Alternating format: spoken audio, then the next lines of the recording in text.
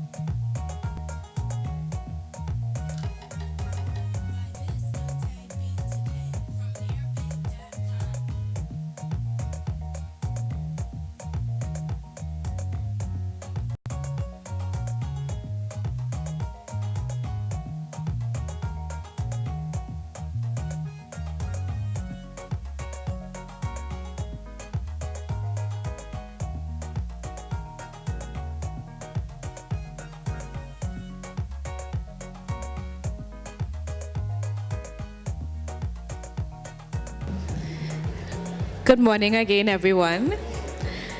Yes, so I'm EJ John. I am one of the co-chairs of this symposium. I just wanted to go over today's schedule with you really quickly before we begin. So as I said, we'll be starting with Caribbean culture and society. We will be starting with Carnival as a national ritual and then move on to post-colonial ritual theatre and introduction to the Juve popular theatre process. Then around 12:30, we will have lunch. You should have all received a chit for your lunch. The lunch will be served right here. You can eat at your tables. After lunch, we have our crime, well-being, and society session. We'll begin our talks around 1:30 in the afternoon, and we will have talks all the way until about minutes to 3. Around 3 o'clock, we will ask you to join us in the atrium for a tea break. The tea break is really important for us as well because it gives us an opportunity for you to see novel food products that were developed by our UTT students. So today, for the tea, for those of you who didn't have it yesterday, we still have bay leaf ice cream. We have a moringa coconut spread on a bun. And we have a moringa, bay leaf, cinnamon, lemongrass tea for you to enjoy as well. So I encourage you to stay all day to enjoy all of the talks. And you'll be able to see the posters throughout for another week or two or throughout this month at this campus. And you can always look online at u.tt/research symposium, where you will see the posters, the oral presentations, and the symposium proceedings later on in the year. Give us about 4 months. 4 months on the proceedings, please.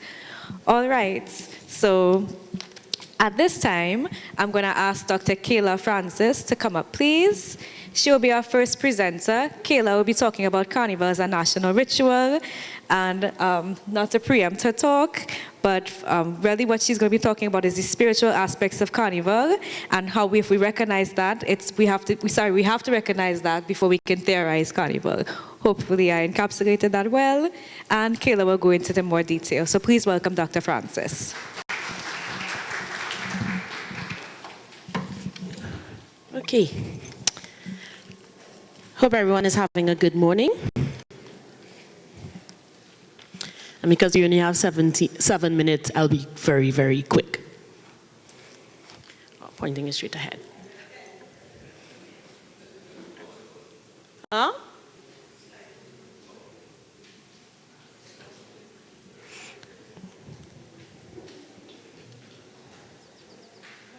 Oh, it's not on. Huh.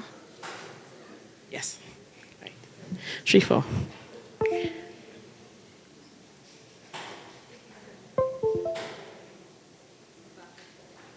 Right. Okay. I'm going to be very quick. Sorry. I'm going to start with a survey. So stand up if you've ever played Mass. If you've ever watched Mass, attended a carnival event, read a book or watched a movie featuring Carnival. So I'm glad to see so many people standing. Remain standing if you've heard the term carnivalesque.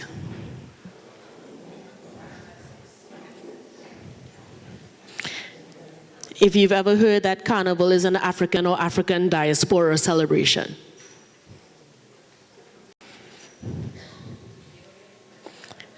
Heard that Carnival is a type of ritual, and I mean before today with me saying that Carnival is a type of ritual. Be honest, that's okay. Right? Now, I bring this up. I like to do that because we're in Trinidad one, so most everybody has some kind of relationship with Carnival. You can sit now, relax. But the main problem is that whenever we discuss Carnival, it's a one-sided discussion. We only look at the socio-political. We've only now started looking at the economic in a very real way.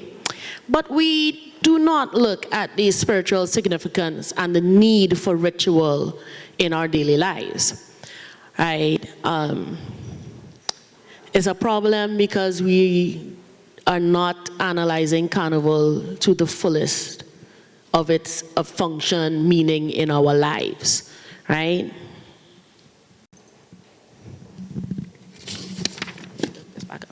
So I'm going to very briefly discuss the components of Carnival as a ritual. I like to introduce this usually I have David Rudder playing, but we don't have time for that. Just play it in your head as we move along, right? I think everyone is familiar with this song. I hope so. Right? High Mass, yes? Okay. So there are three components to the Carnival ritual. We have music, masquerade, and the celebrants. So music in its, I will say, three main forms at this point: calypso, soca, pan, masquerade, including the two-piece and fries, as Stephen Derrick calls it, as well as traditional mass, and the celebrants, us, the people who play and why we play. So in the first one, with music, I'm going to group it here for time. We have calypso, steel pan, and soca. And what's interesting is that all three derive elements from Oriki's, I think I said that wrong, praise songs. Let's just go with the English. Let me not appropriate languages here. Yoruba praise songs, adoption rhythm that you would find in Sankey's, and other shouter/spiritual Baptist music. We also have the idea of vital force. That is the Bantu philosophy that everything inanimate and animate has a spiritual power, and when you combine them, you enhance or diminish power. So the idea here, especially with Pan, is that we are grouping these inanimate objects and creating heightened spiritual power. And in general, all three rely on elements of West African musical composition, such as spacing and greeting. In terms of masquerade, I'm basing this on my theory of the African masking process. Very quickly, when you wear a mask or a masquerade, you initiate ritual possession. This is because the mask allows both initiated and uninitiated to access the spiritual realm. I'm specifically using Wole Soyinka's theory of the fourth stage, which elaborates what ritual possession does. The idea that we go into the underworld and we encounter constructive and destructive forces, death and becoming, death to the ego, becoming a new self, getting epiphanies, and so on and so on and so on. And when we mask in Carnival, we are opening that potential, which is one of the reasons why it's supposed to start before midnight and end after midnight.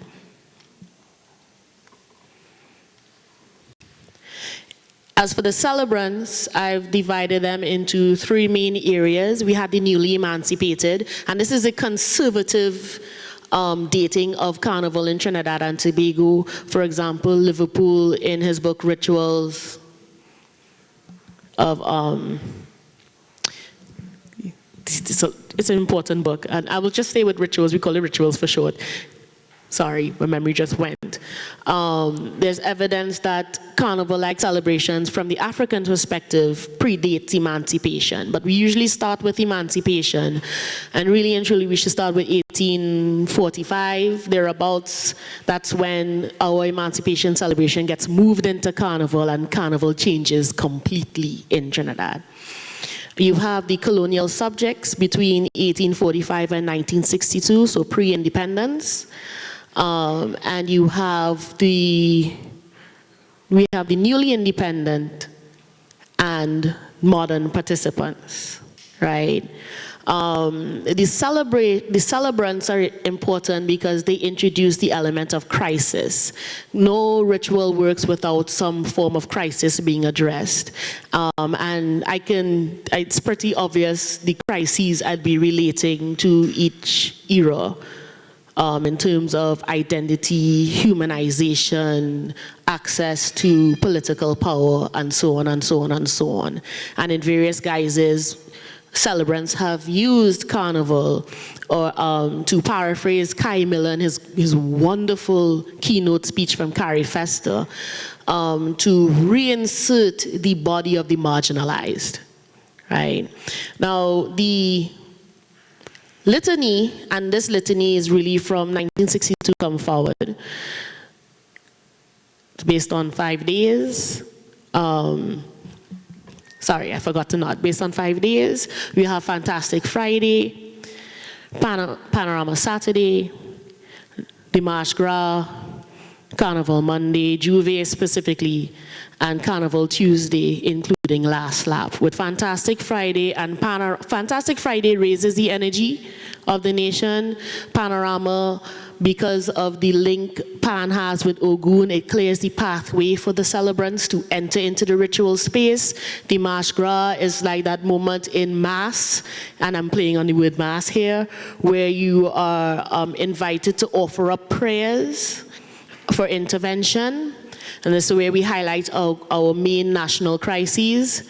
Carnival Monday, Juve is the actual opening of the spiritual ritual space. That's why it's supposed to start before daybreak. That is the crossroads of all things, day, night, past, present, living, spiritual, etc. And Carnival Tuesday, we are going through that ritual possession, that journey through the underworld to emerge on the other side. And we are supposed to close Last Lap at least by midnight. We have to wait till midnight. We've been closing it earlier and earlier. And so we are leaving the ritual space open every year. And you're not supposed to leave ritual spaces open because you let things out that you don't want. And that leads to the national significance of Mass. Now I'm looking at It's Just a Movie. If you haven't read it, please read it. I beg you. It is brilliant.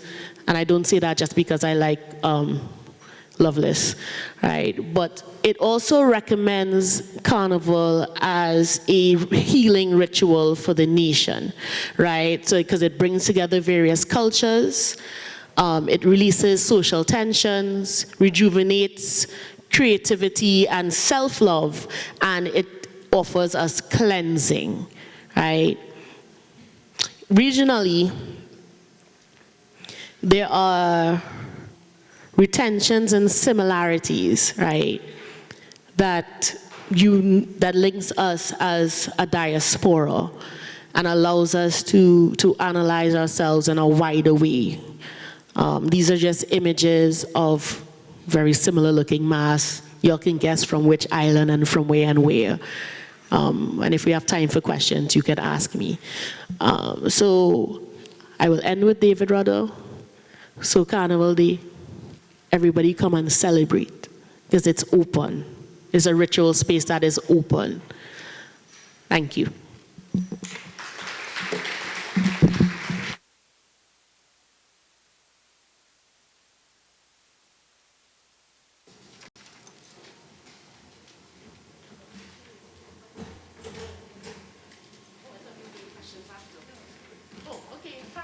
Questions now. 3-4. We're doing questions now, so if anyone has any questions. No? I did an awesome job. I'm good. Thank you. I have a question. Oh, okay.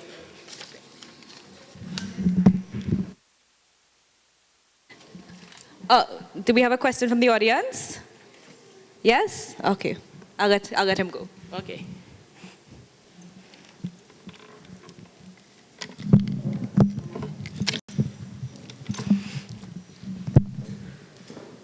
Okay. Yeah. Three questions, three things I want to say here. Do we have any graph of income versus month of the year foreign exchange to show that in fact that Carnival does bring in foreign exchange to the country? Number two. The questions are related to her presentation. Yeah.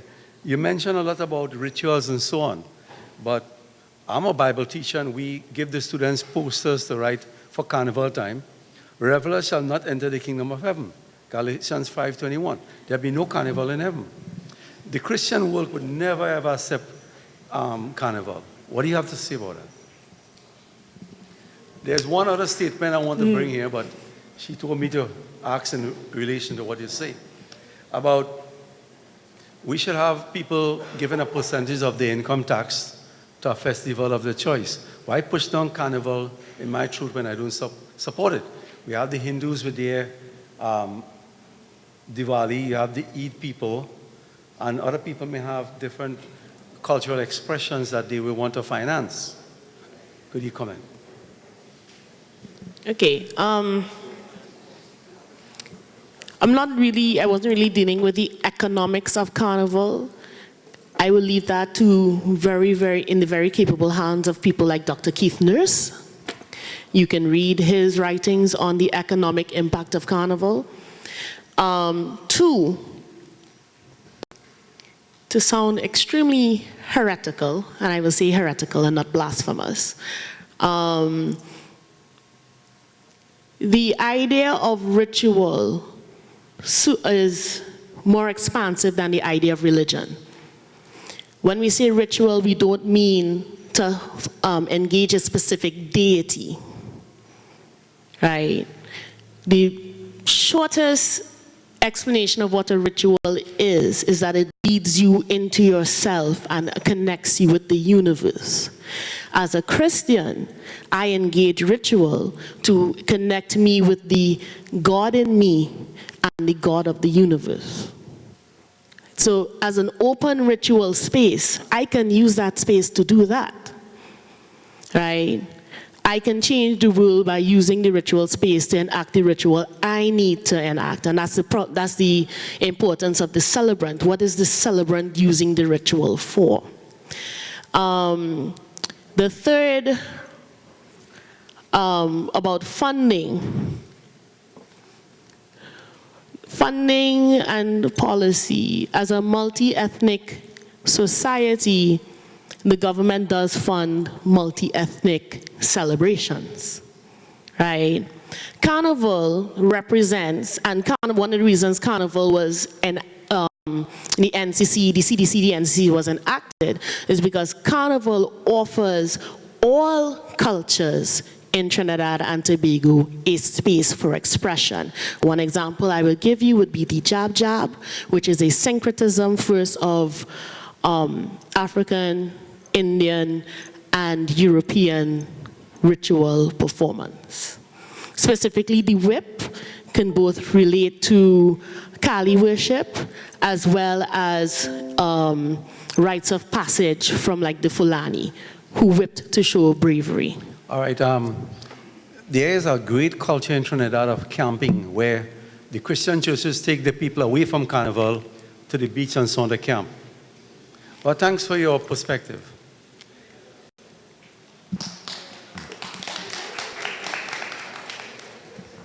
Are there any other questions for Kara?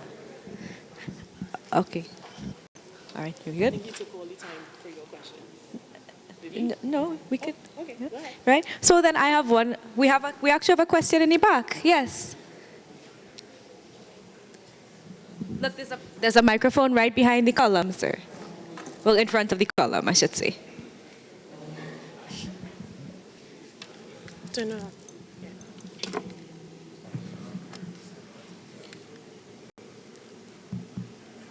Hi, you hear me? Right, very good presentation, I love it. Can you give me, I'm talking based on study. Yeah? I've been studying so many areas and Carnival came on my side. Can you tell me what you meant by socio-political factors and Carnival? And from my study, I found other areas which I wouldn't disclose, all findings that influence us in Carnival, some of them socio-cultural factors. You mentioned socio-economical, which I understand that, and also psycho-political side. So can you just clarify the socio-political, how you engage that in Carnival? And I want to ask you also if you're aware of we duplicated Carnival 6 years in London, 2007, 2012. You aware of that event? Nothing else? 2007, 8, 9, 10, 11, 12, we ran Carnival in London. 3 years in Hyde Park, 3 years in Regent Street. And we took many guys here, ladies, and we wanted to promote our tourism. So Carnival was the methodology. You are aware of this experience? No. You see, that is the answer, which is very logic, actually, because nobody even know about that. You can see that on YouTube. We had to duplicate our Carnival in London. We took many people. We got the girls whining in Regent Street. We fed, yes, you can see that, some of them. We fed Yankees, pylori, basab shot, and a lot of curry duck. The idea was, and when I interviewed people, I told them, what was the impact of that? The idea was Carnival is a conveyor for tourism. The idea was tourism more than anything else. They said it's to promote our nation, and Carnival is something we are very good at. I asked then the leaders, I'm talking about leaders of the country, what was the impact? Did you measure it on tourism? They said, we don't do these things. That's too far from us. We know about them, but them think we don't do it. We didn't come close to this kind of language, not even these things, them things. So I asked them, so what is the outcome of that? Basically, I went to do some statistics, and I found that there's a drop in the tourism during that period of duplicating our Carnival and after.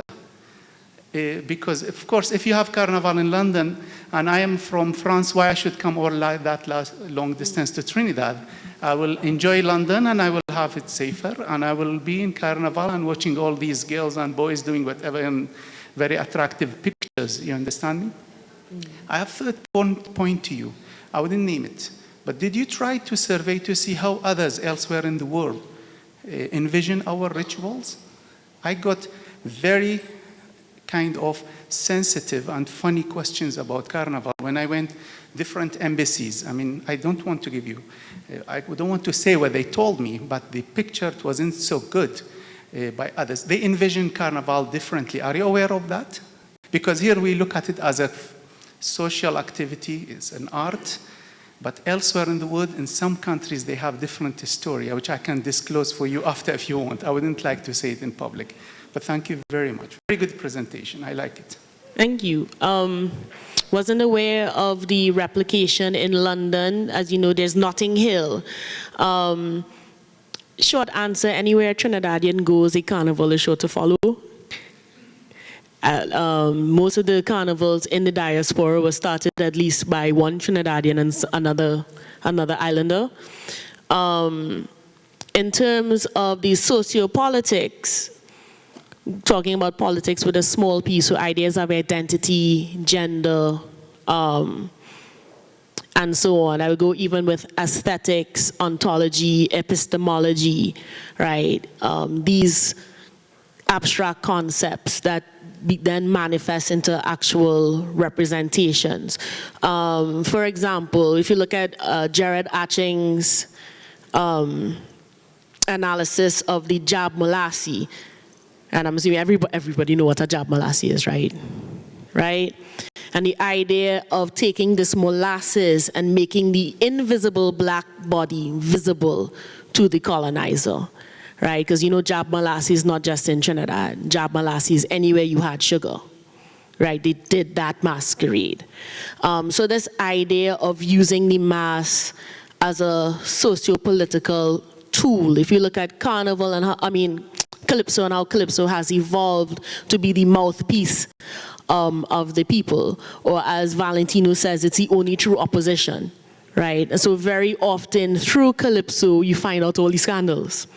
Matter of fact, in Rolaire's book, Calypso and Society, when he talks about censorship entering the 1930s, it was because King Radio sang a song about the police commissioner's wife cheating on him in the tennis club, right? So Calypsonians have always been reporters of the hidden bacchanal and keeping then the elite on their toes, because the elite can't pretend to be better than you if they act the same as you. So that's some of the socio-political. And I forgot the third point. Since you mentioned ontology, is the ontological impact or the consequence elsewhere in the world? I tell you something. When I migrated to Trinidad many years, I arrived with Biwi, a bit late for whatever reason that night. The day after, my Trini wife took me to Carnival and I got shocked. This lasted me 5 years. It was a very much kind of cultural shock. I was actually trembling. I came back home and 5 years I didn't go there. And then I started discovering the beauty of Carnival. And there are some studies suggest people who have Carnivals are the happiest on earth. So question is, do you know the ontology of elsewhere in the world regarding our Carnival, Trinidad and Tobago? If there's any area you know about that, thank you. For the sake of time, we will continue this conversation after. I will throw out, though, I very much want to form the Masquerade Festival Arts Studies Association, because one of the things we need to do with Carnival is link it to other masquerade traditions, because there are some unifying elements, and it will help us really understand what we do every year. I think the meaning is getting obfuscated quite a bit. So, but we can talk more about the ontology at lunch. Thank you very much, Kevin. Okay, coming up next will be Suzanne Sandiford. Yeah, there she is. Great. She'll be coming to speak to you about the post-colonial ritual theater and introduction to the Juve popular theater process, which I believe is really about using performing arts to explore traditional carnival masquerades as prototypes and archetypes, right? Good. So she'll talk to you in more detail. Thank you. Good morning, everyone. Okay. I suppose I will be continuing almost, not quite the same vein as Dr. Francis, but what I'll be attempting to do is to introduce you to the Juve popular theater process, which is a post-colonial ritual theater model. And this came about because what we find, there are a number of different theatrical and performance models that have evolved from different parts of the world. However, what we are seeing that there is a paucity of examination of Caribbean models that have emerged as a result of slavery, emancipation, apprenticeship, post-colonial societies. So the Juve popular theater process, am I on here?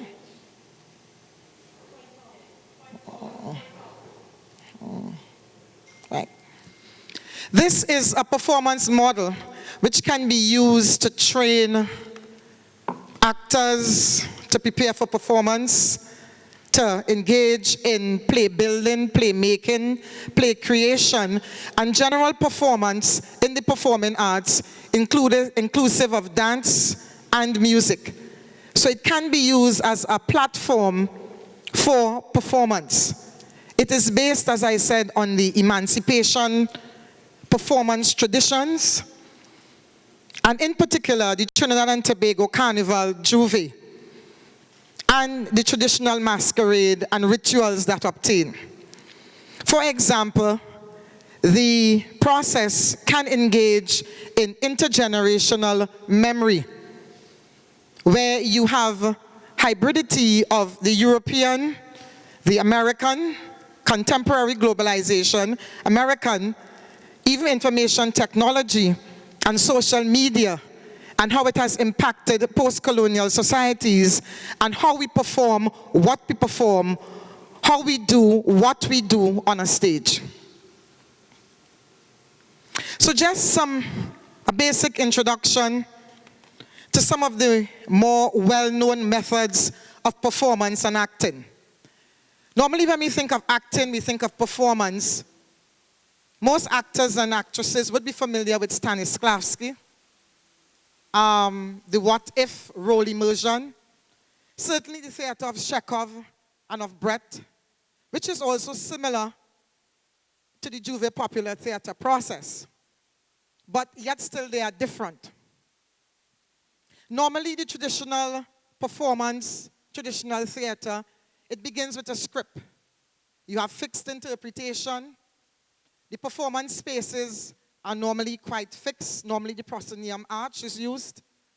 There's a minimum of audience participation, and normally it's based on colonial aesthetics. Colonial aesthetics being in terms of the costuming, the language, even the tempo rhythm, movements, dance, is what you would see in that traditional or European environment. The JPTP, however, is different. It's different because we are different. We have evolved differently. And it was developed by Tony Hall. And Tony Hall did some extensive work with the Canadian Catalyst Theatre. Extensive work in terms of popular theatre, working with prisoners, working with First Nation people, marginalized sectors of society, and attempting to empower them through popular theatre, to bring them back into the mainstream. He also functioned as an actor, a director, a playwright, a screenwriter. He also worked extensively with mass luminary Peter Minshall, and of course, literary luminary Derek Walcott. Just quite briefly, because we are strapped for time, this is some of the literature that we looked at in terms of examining the process that's the JPTP. Of course, it has its genesis in traditional masquerade. So when we look at Besson, for example, Besson in the Caribbean Quarterly of 1956 examines all those traditional masquerades in their social milieu. So the Midnight Rubber, the Jambalasi, the Peregrinade, their costuming, their skits, their language, their movements, their dance. He describes all of that and provides extensive illustrations. In speaking about JPTP also, you cannot leave out the seminal work of Errol Hill. National Trinidad Carnival, mandate for National Theatre. And Errol Hill's scope, his range, was very extensive, covering not just, you had the traditional masquerades, the skits that were performed in the barracks yard that came onto the streets, going into the Marche Gras, and onto the streets Carnival Monday and Tuesday. And in essence, what they are saying is that we have our own enactments. Our own enactments as posited by Roald Gibbons, when he treats with traditional enactments the third theatre. And what Gibbons is saying, the first theatre is European, the second is the freed slaves, indentured workers, the Chinese, the Syrians who came, and the third theatre is a hybrid, it's a combination of all. The JPTP seeks to address these different modes of performance. So some of the JPTP elements, and very different from your traditional theatre. What we are looking at here, it's based on traditional carnival characters as archetypes and prototypes. In their original social milieu, they were concerned with confrontation, performance as protest.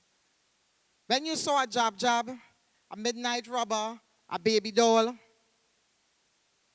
they were on the streets, the old mass. They articulated the social issues of the day, the political issues of the day. All right? And these archetypes now are employed. Their behavior, their characteristics are employed in the process, as we would see later on, to engender transformative performance. You can also use folklore characters. And if we look on the screen, at the bottom there, let me see if I can, where's my pointer? Oops, nope, not as yet. Not as yet. We have Tracy Shankar Shallow in the middle there. And what Tracy is portraying there, she's portraying the Lady of the Night and the Duenna. Tracy is a traditional masquerade practitioner who actually engages in workshops before she does these individual and even combined portrayals. In Maria Noon's book, she says that for her, these portrayals are not fictional. She believes that the Sukunya, the Ladia Bless, were embodied by real persons in our history. And by recreating these characters, these folklore characters that we have placed in only myth, we regard them as myth, she brings alive all that generational memory, all their history, their social existence, and issues that they had to deal with. And certainly, this is a form of JPTP. At the top, we also have the Midnight Robber, Master of the Bombastic, one of the most popular traditional masquerade. And that's Brian Honoré, by the way. Bless his soul. And it's based, the JPTP is based on improvisation. It's very improvisational. There's no formal script. Sometimes a formal script can result, which you would see as some of the products that have emerged from the JPTP, as practiced by Tony Hall. And most of it is open-ended. So the performance spaces in JPTP, they are not fixed.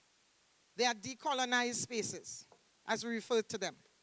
So you would have performances taking place on the streets, the yards, the palaces, the temples, playgrounds. It is not confined to a stage. And you would have very interactive audience participation. When I go on to discuss Gene and Dinah, we will talk a bit more about that. And of course, it's based on post-colonial performance models like Carnival, Housse, and street festivals. So the three main steps. Participants, and I'm seeing I'm getting a wind-up sign. Normally, you're introduced to the traditional characters, and you're introduced to their historical context. Then you have a number of exercises in step 2 that relates to street performance and theater. And in step 3, you present improvisational dramatic presentations based on street performance. So some of the results, very quickly, Gene and Dinah. And I will talk about Gene and Dinah because I was one of the improvisators and researchers in that award-winning play, Gene and Dinah. The full name being Gene and Dinah Speak Their Mind Publicly, who have been locked away in a world-famous calypso, speak their mind publicly for the first time. That's the full name of it. And what we attempted to do, when you look at the character that's Gene, I can speak to Gene, through performance as research, improvisation as research, we created these characters, Roma Spencer and myself. Gene was based on a number of interviews that was conducted with a prostitute from the Port of Spain area, along with work I had done at the Creative Arts Center at UWI, engaging in courses like Caribbean Space, and certainly doing popular theater with Tony Hall. This play in particular, Gene and Dinah, and other plays, as you see here, all these here are other JPTP products, whether interventions, case studies, papers, there are interventions there also. This play engaged quite a number of traditional masquerade. For example, when we examined the baby doll, we would get into the room and Tony would say, all right, today we are playing the scene from Gene's childhood. And what is expected when you're using performance and improvisation as research, the body of the performer becomes the conduit for the ideas, for the memories. For example, at the top, and nothing is sacred. At the top of the second act in Gene and Dinah, for example, Gene comes out with a box with a doll in it, and she confronts the audience in true traditional masquerade style. You see Miss Mary, she big and hairy. You see she mother, you see she father. For Carnival this year, I have Miss Mary here. Miss Mary weighing 1 pound, so come and see your 1 pound. So you have a statement like that, and in the rehearsal space, in the performance space, when we in the improvisational space, you play with that. It's like a lab. We would get in there and Tony would say, all right, what happens when Baby Doll meets Miss Mary? What happens when Midnight Robber and Jab Jab meets? And we know the simple explanations, but you go beneath that. So for example, you will have baby dolls singing, for example, brown skin girl, stay home and mind baby. Brown skin girl, stay home and mind baby. I'm going away in a sailing boat, and if I don't come back, stay home and mind baby. How do you treat with all the socio-political issues when the baby doll and brown skin girl begins to react? So when you look at Jean, and I have to stop, I have a big stop sign at the back there. So it can engage in fresh transformative performances, play building, playmaking, self-discovery, socio-political change, and I make mention here of 2 other post-colonial performance techniques. The proposed research will attempt to investigate the JPTP. Because Tony has quite a number of products, not just in Trinidad, but what she has done even in Europe. Up to 2017, Jean and Dinah was performed in Washington. All right? And of course, it will be examined as a means of identifying and empowering self and dealing with political, social, and cultural issues. Those are my references. Any questions?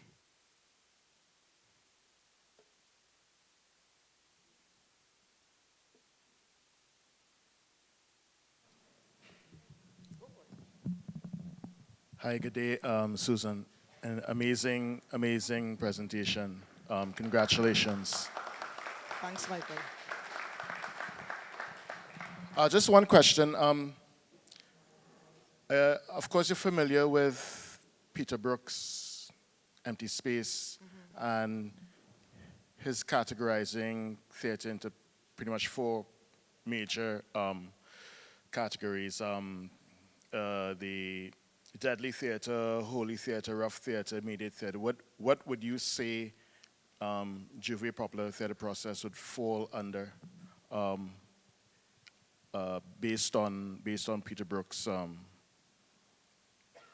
posits?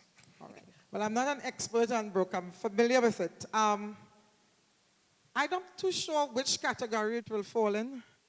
Because as I said just now, nothing is sacred.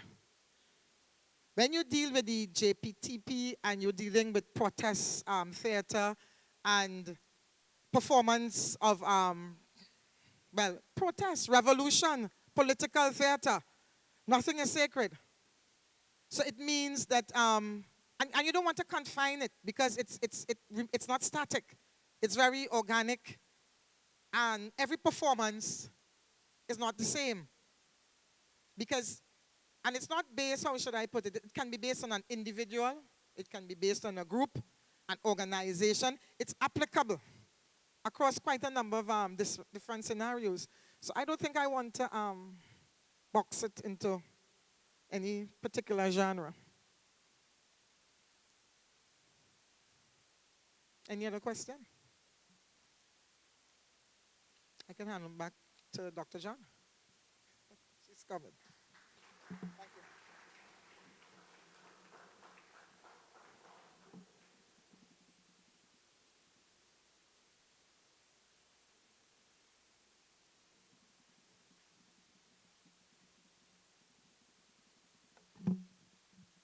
All right. Right. So you'd have seen on the agenda that those were the 2 talks for this morning. However, we have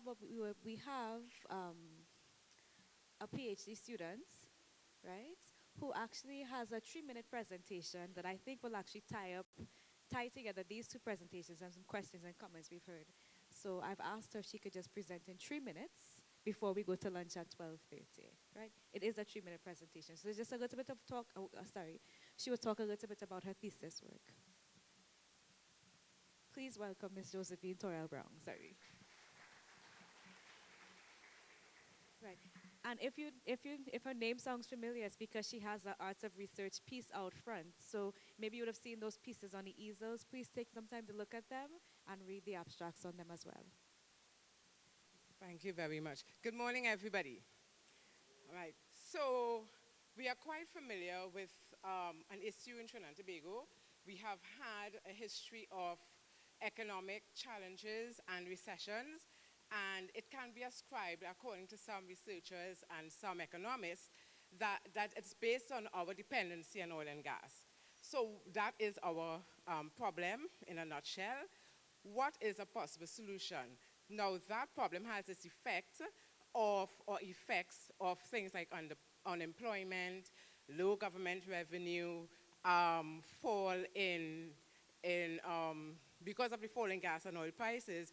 Then we also have a problem with foreign exchange. So then what can be the possible solution? One possible solution is diversification, and there has been calls for diversification for years now. What the question is, what do we diversify in? If we look at the international market survey and research, we would see that tourism is one of the propelling aspects of economy, and which will bring in foreign reserves, etc. So, according to, point forward, right. According to the General Secretary, I would not read it out, but these are the statistics of how tourism has been improving year after year. And according to the United Nations, 84 million persons have traveled in 2017. That's compared to 2016. And that number is forecasted to increase to 1.8 billion persons by 2030. So if more persons are traveling, more persons are going, then it would beg for us to really seriously consider tourism as an option. Now, we know that tourism is very broad. There are probably 15 to 20 categories of tourism. Which one should we, Trinidad and Tobago, focus on?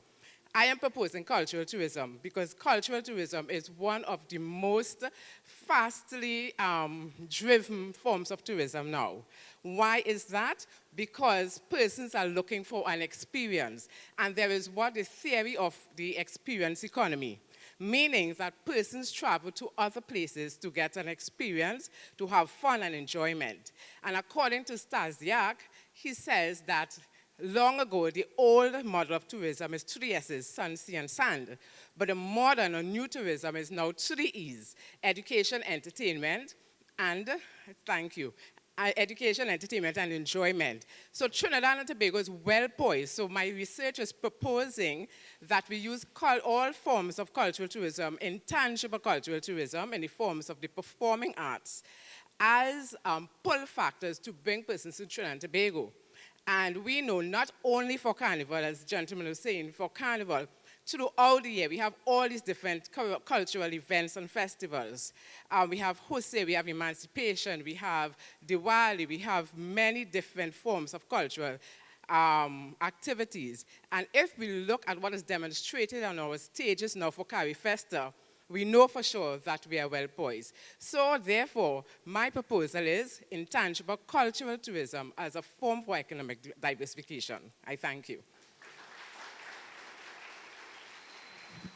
Thank you, Josephine. If you have any more questions, if you have any questions about her work, you can please check her during lunch or any time today because she's here all day, correct? Almost all day, right? So now it's our time, we'll have our lunch break.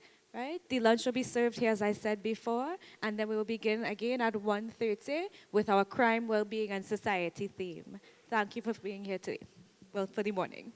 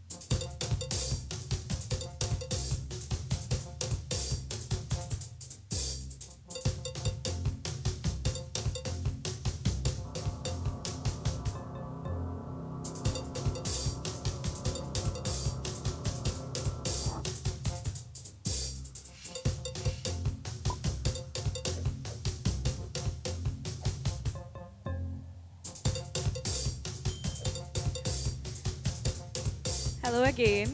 So while you enjoy your lunch, we're just going to run some of our UTT animation students' short films so that you can enjoy those as well with your meal.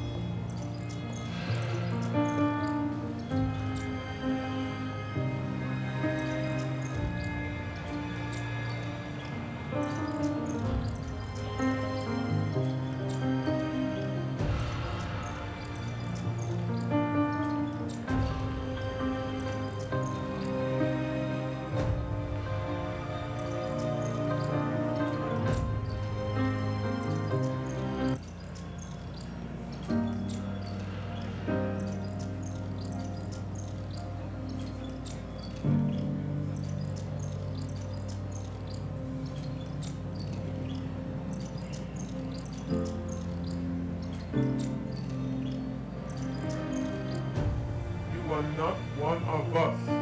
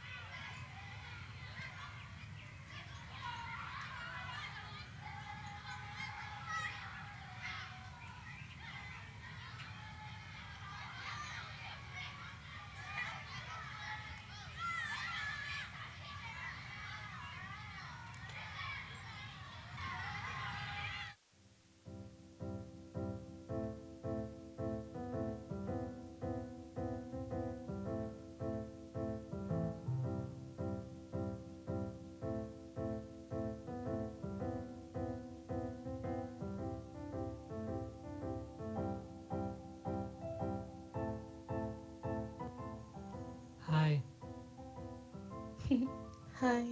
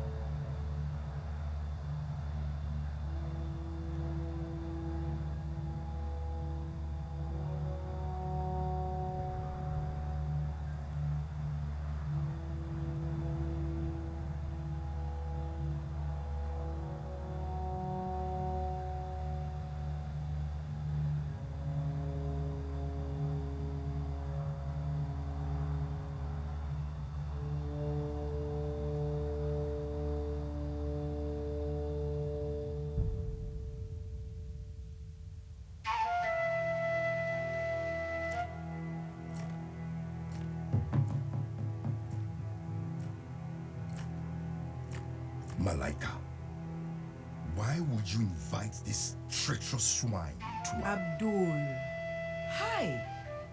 Relax, you worry too much. worried?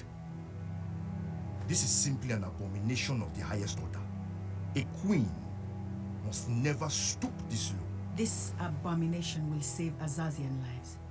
We cannot afford another civil war. Are you not tired of bloodshed?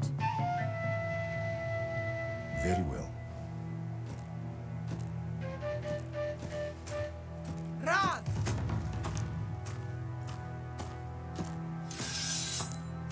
It is clear your quarrel is with me. I will no longer tolerate Azazian bloodshed in your petty rebellion. Petty? You do not deserve the throne! After your father's death, it was supposed to go to your uncle, our true leader. You truly expected my mother to turn over my father's kingdom to a man they called Bakwa the Butcher? The same man that murdered my father for the throne? There was no proof? And besides,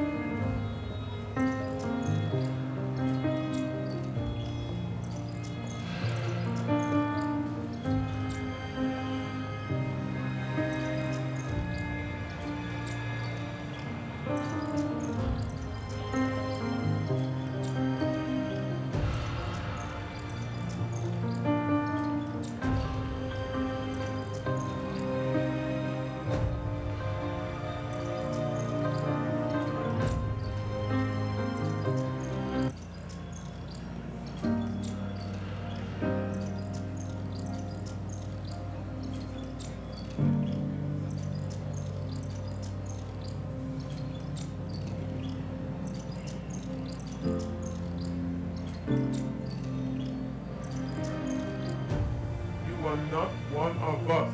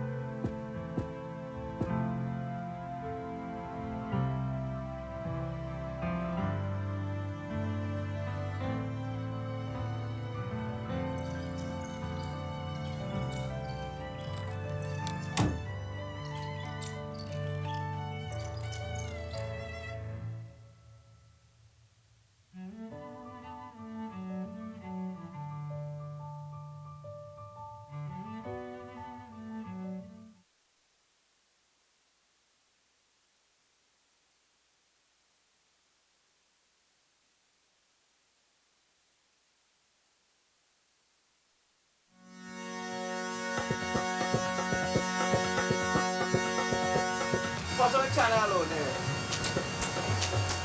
So how about that? Okay, thanks. Yeah, wait.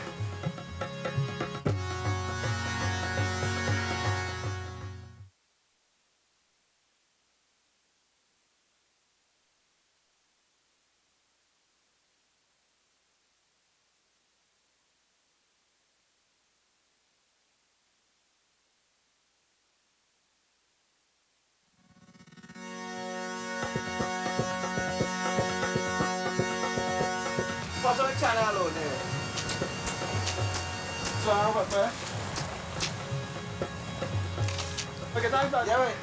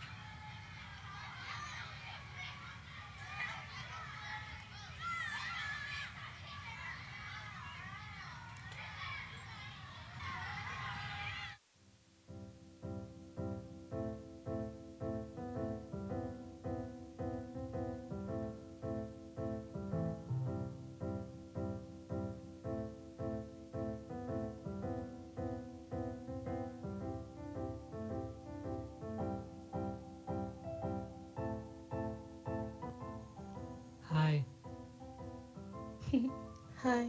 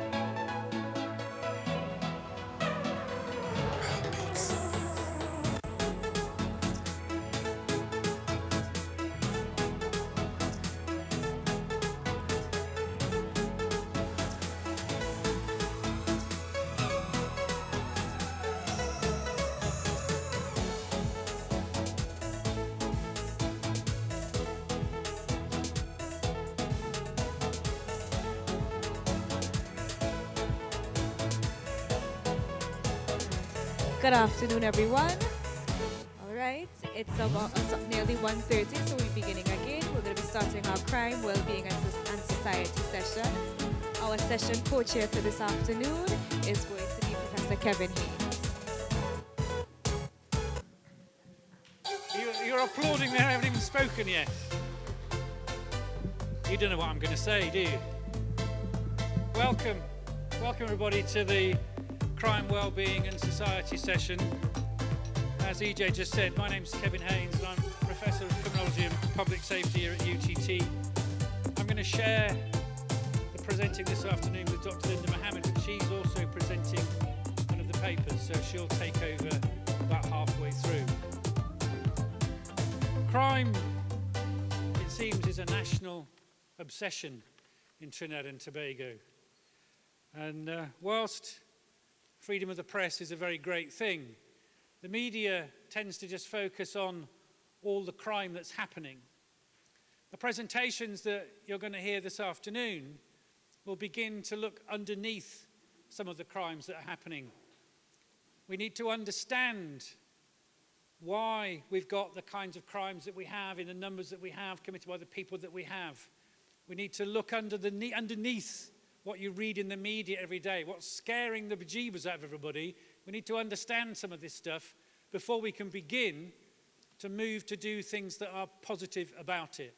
And the notion of well-being in society is quite deliberate, because although crime is never nice, it's never a nice thing to be a victim of crime, it's also possible to address crime in constructive ways, in positive ways. We know that repression doesn't work. Repression just causes more problems.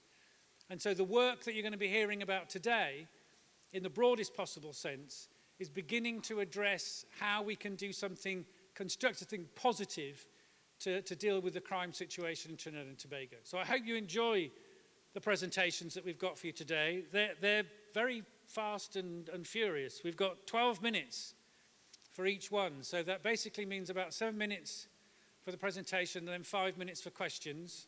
We'll take questions immediately after the presentations.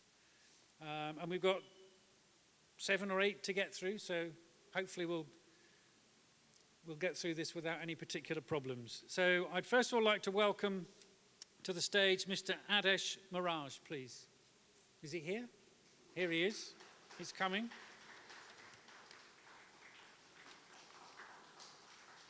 I'll do a quick song and dance while he makes his way to the stage.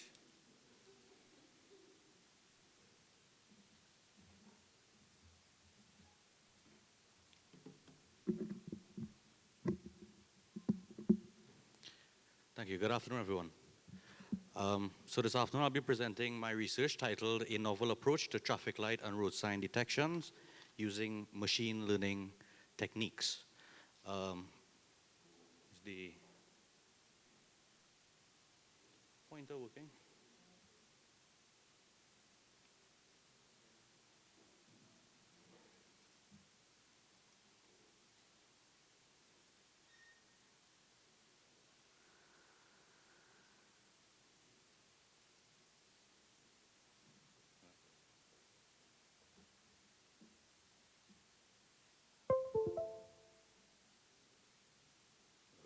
There you go.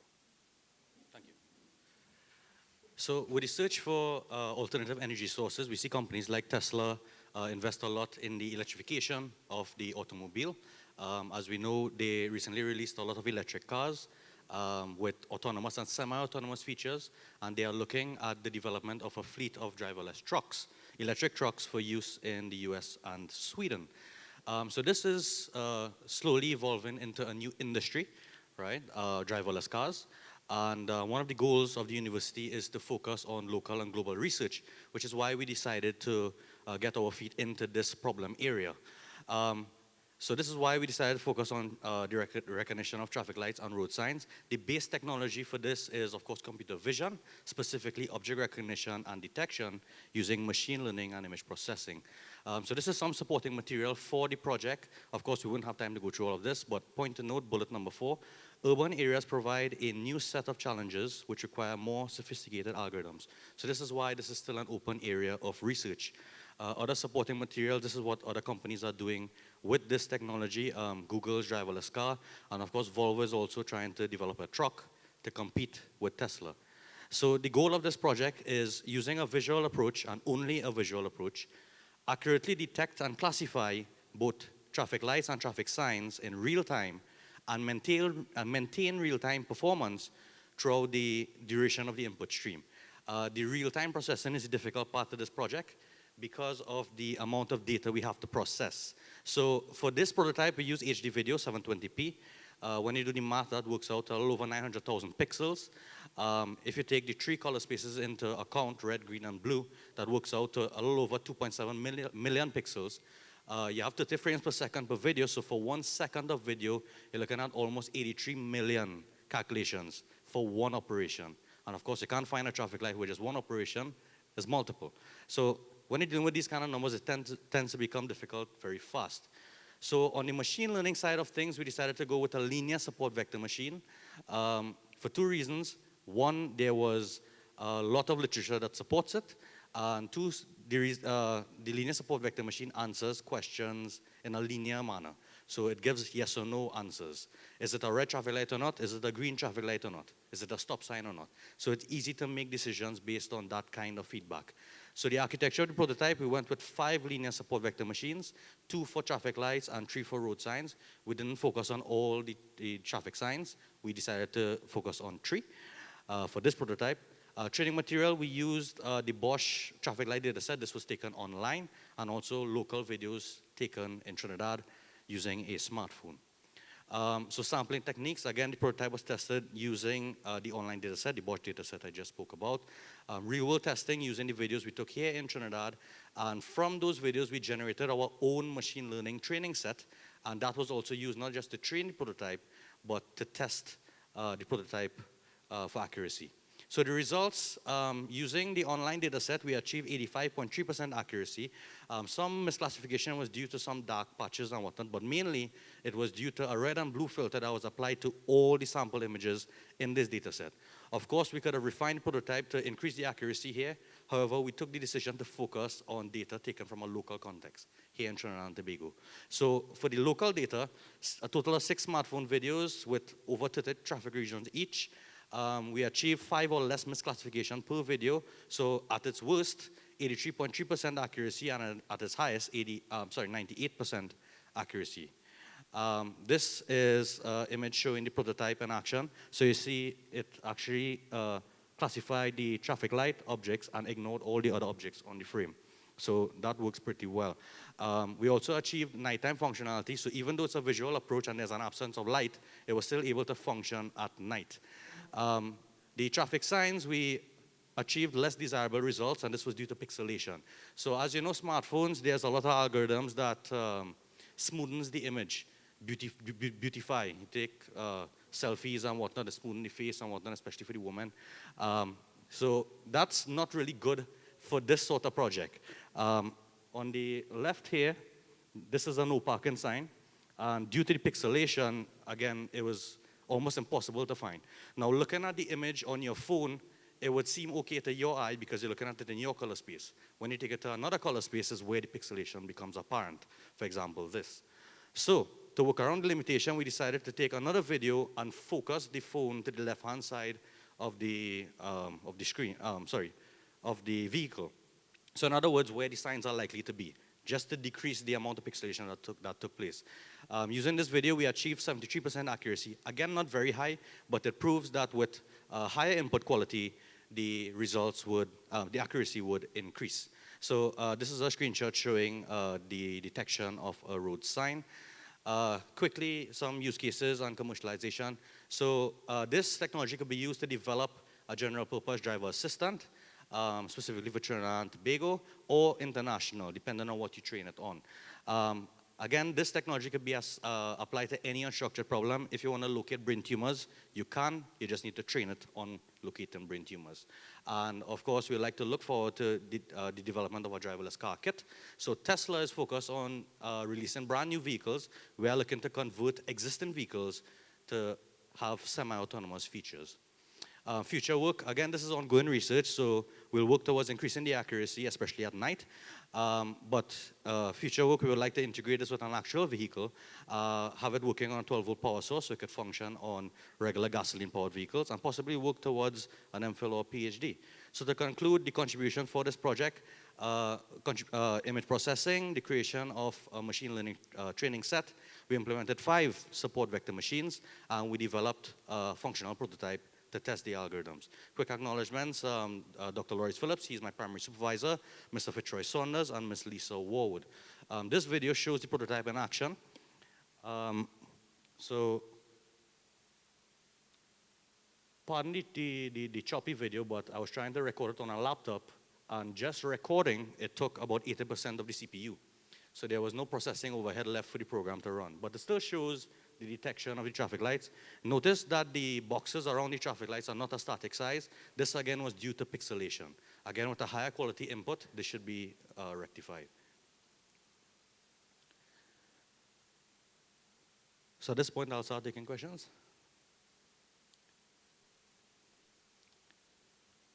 Questions, comments, concerns, feedback?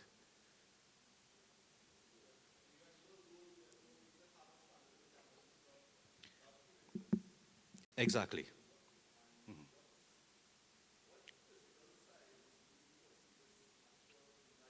Mm-hmm. What physical device? The prototype is actually fairly efficient. It really depends on the resolution of the input stream. If you use something like 4K video, then the pixels increase immensely and it'll increase the amount of calculations that they need to do.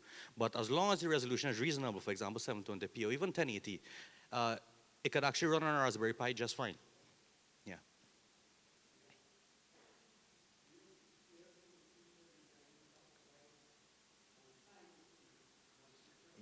You may need to use the microphone. Sorry about that.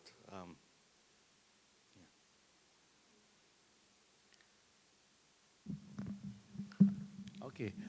Do you see us in the future designing, or maybe even UTT, designing traffic lights and signs to be machine-friendly?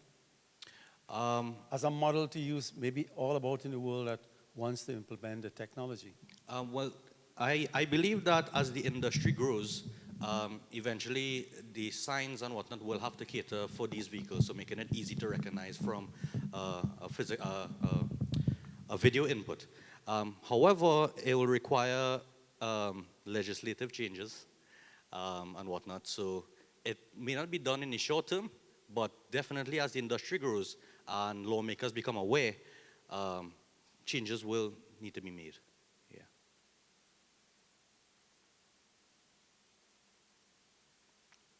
Any other questions? No? Sure.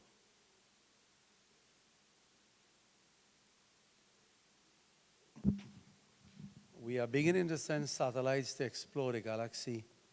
I guess such a technology will be quite useful as we try to identify what we see over there. Some of these will be at the forefront in our need to explore. Yeah, absolutely right. This technology, as I mentioned, could be adapted to many other fields. In the medical field, for example, we're looking at computer-aided diagnosis. So the computer is not making the full decision to say, okay, yes, the patient has stage 4 cancer, but it will draw out regions of interest on an MRI to advise the doctor, hey, this is an area that you should look into. These are other applications for the same technology, object recognition. So it depends on what you train the model on, it'll identify that. So if there are no other questions, thank you very much.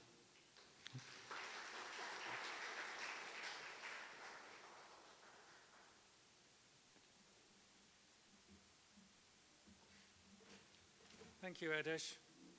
You know, this kind of research is really, really important, not necessarily for what it is in itself, but for what it makes possible.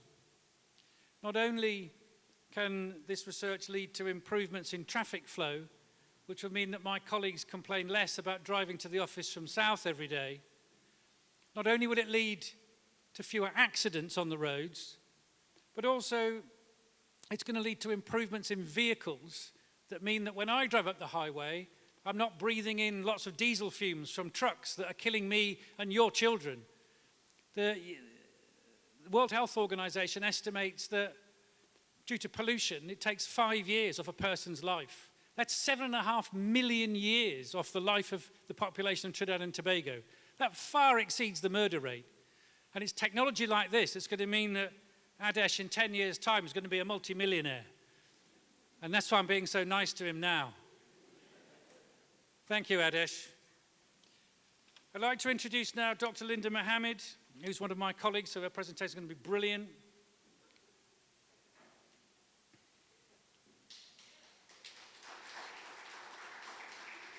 And I've been asked to remind everybody that please use the microphones when you ask questions so that everybody can hear. Thank you. You're welcome. Thank you very much, Professor Haynes. Hi, good afternoon, everyone. Okay, so this research, are you hearing me? Are you? Better? Better? Yeah.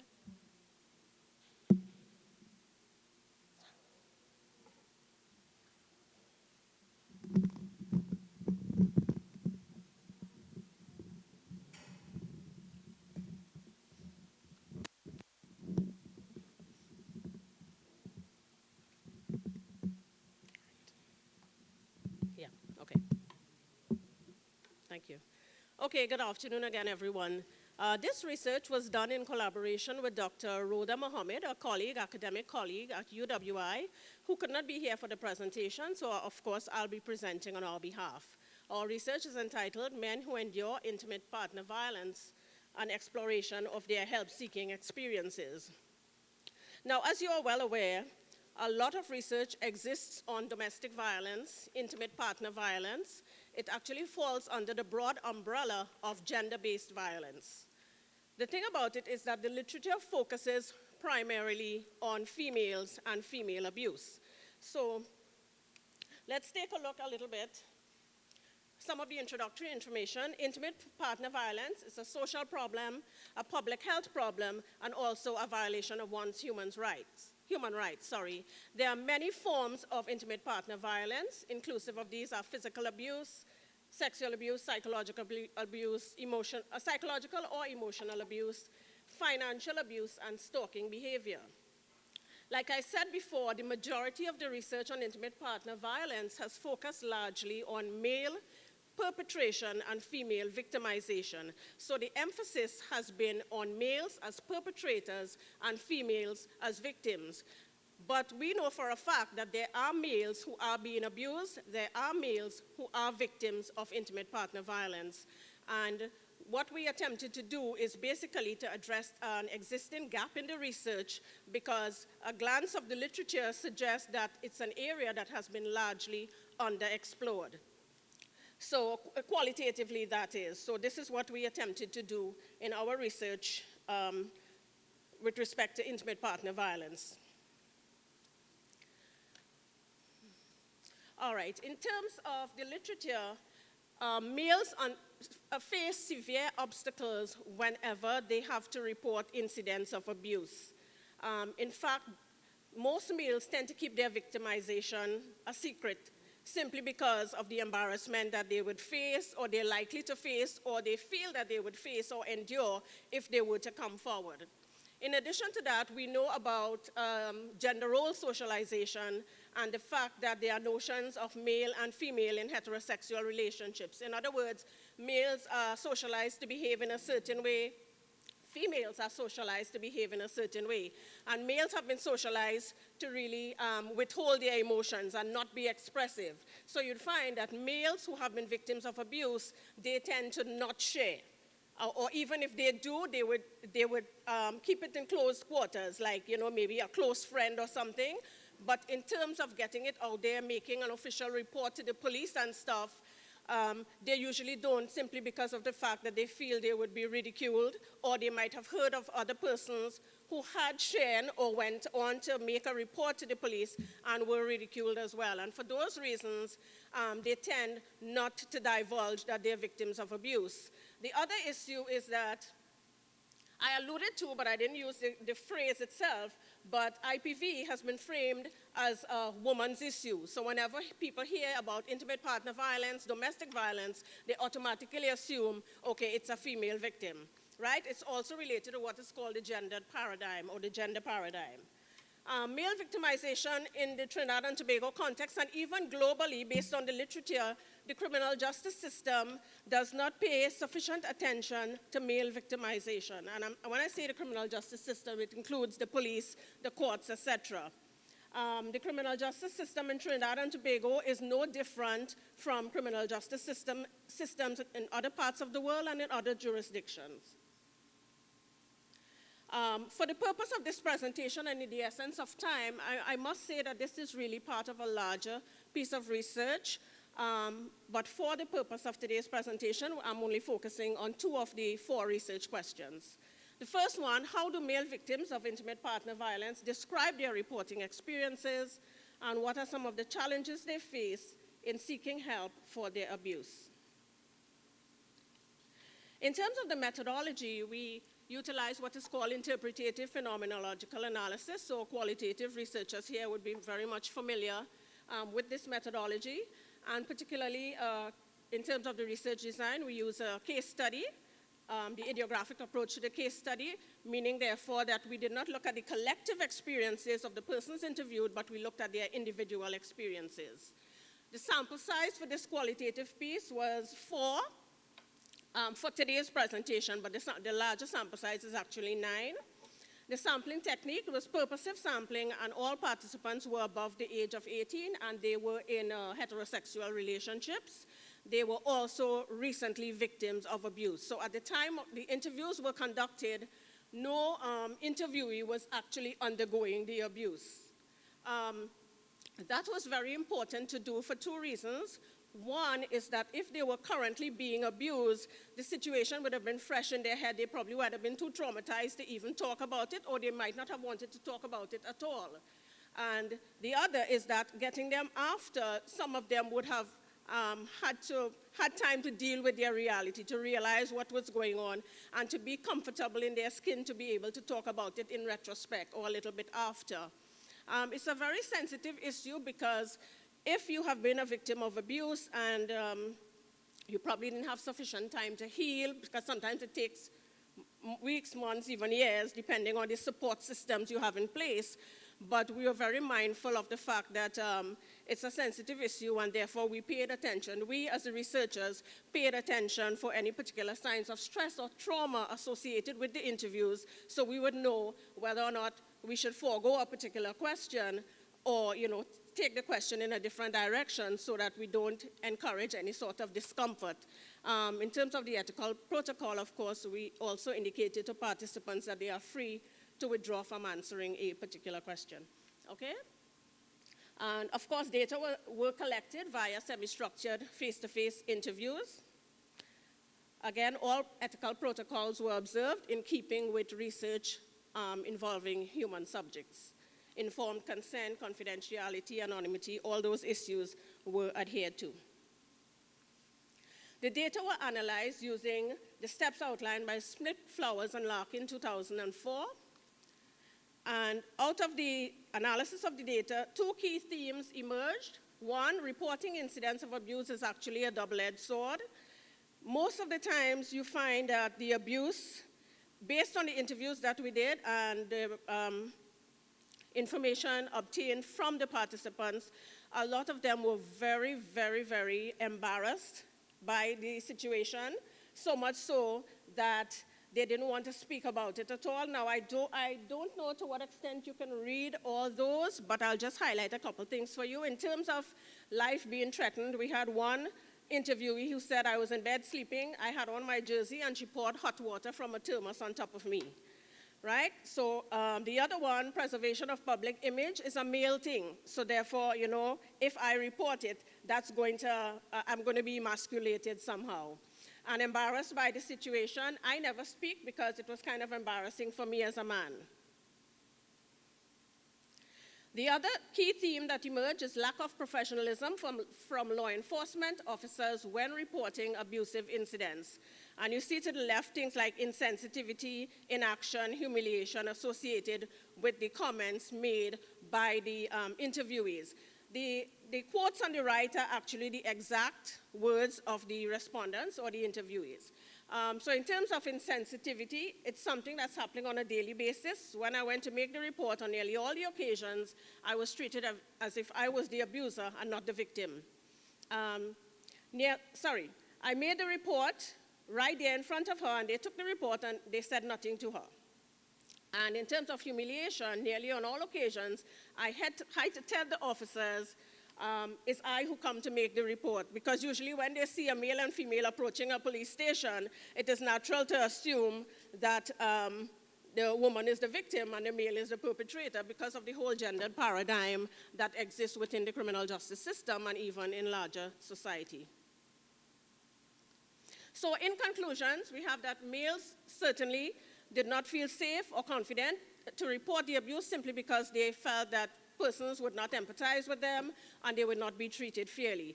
Also, it speaks to law enforcement officers using a different approach when treating with reports of domestic violence. I know for a fact that the Trinidad and Tobago Police Service, they do have a manual that is supposed to guide officers with respect to how they treat with victims of domestic violence. I'm not sure to what extent that document is tailored to suit male victims, because for far too long, we have been working with the understanding that victimization is, a female thing. Excuse me, I think I'm trying to say too much in a short space of time. May I just have some water, please? Water. Sorry about that.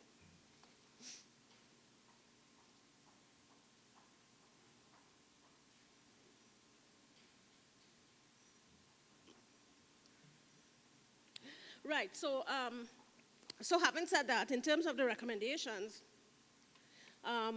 we believe that first responders, that is those officers who interact with the public, they need to be adequately trained in handling cases of abuse being reported by victims. There's also need for education and sensitization of the officers and even the public, as well as persons who make the reports. And of course, the gender paradigm inherent in policing the criminal justice system needs to be expunged. I'm not sure if that is a possibility, but it's something that we could clearly work towards, or at least minimize it to some extent, so that male victims do get the necessary help that they need. In terms of the limitations, the interviewer, of course, was female, and you know that all the participants who were interviewed were males, and they were abused by females.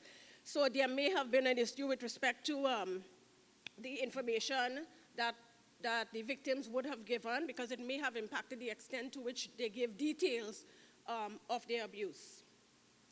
Also, both females were socialized in the Trinidad context, and of course we had our own biases coming into the research, which we had to attempt to bracket so that our biases did not interfere with the research that was being conducted. And in terms of the delimitation, only males who actually ended their abusive relationships were interviewed. And of course, it's because it was believed that they would be more open to sharing. And I also explained earlier why it is that we did not actually interview males who were currently being abused. Okay, thank you very much. I'll take any questions or comments that you have at this time.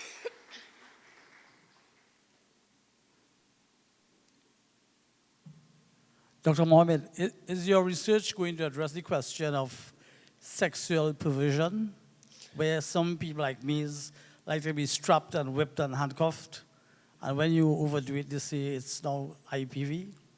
No, I'm sorry. My research is not going to look at that. We're just going to look at the different forms of abuse identified.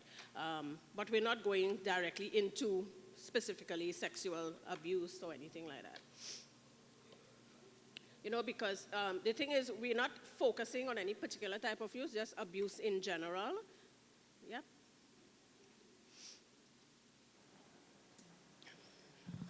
You hear me? Hi. Hello. Your research is phenomenology, am I right? I beg your pardon? You research in the area of phenomenology. Yes. Therefore, your interview numbers are 4? Yes.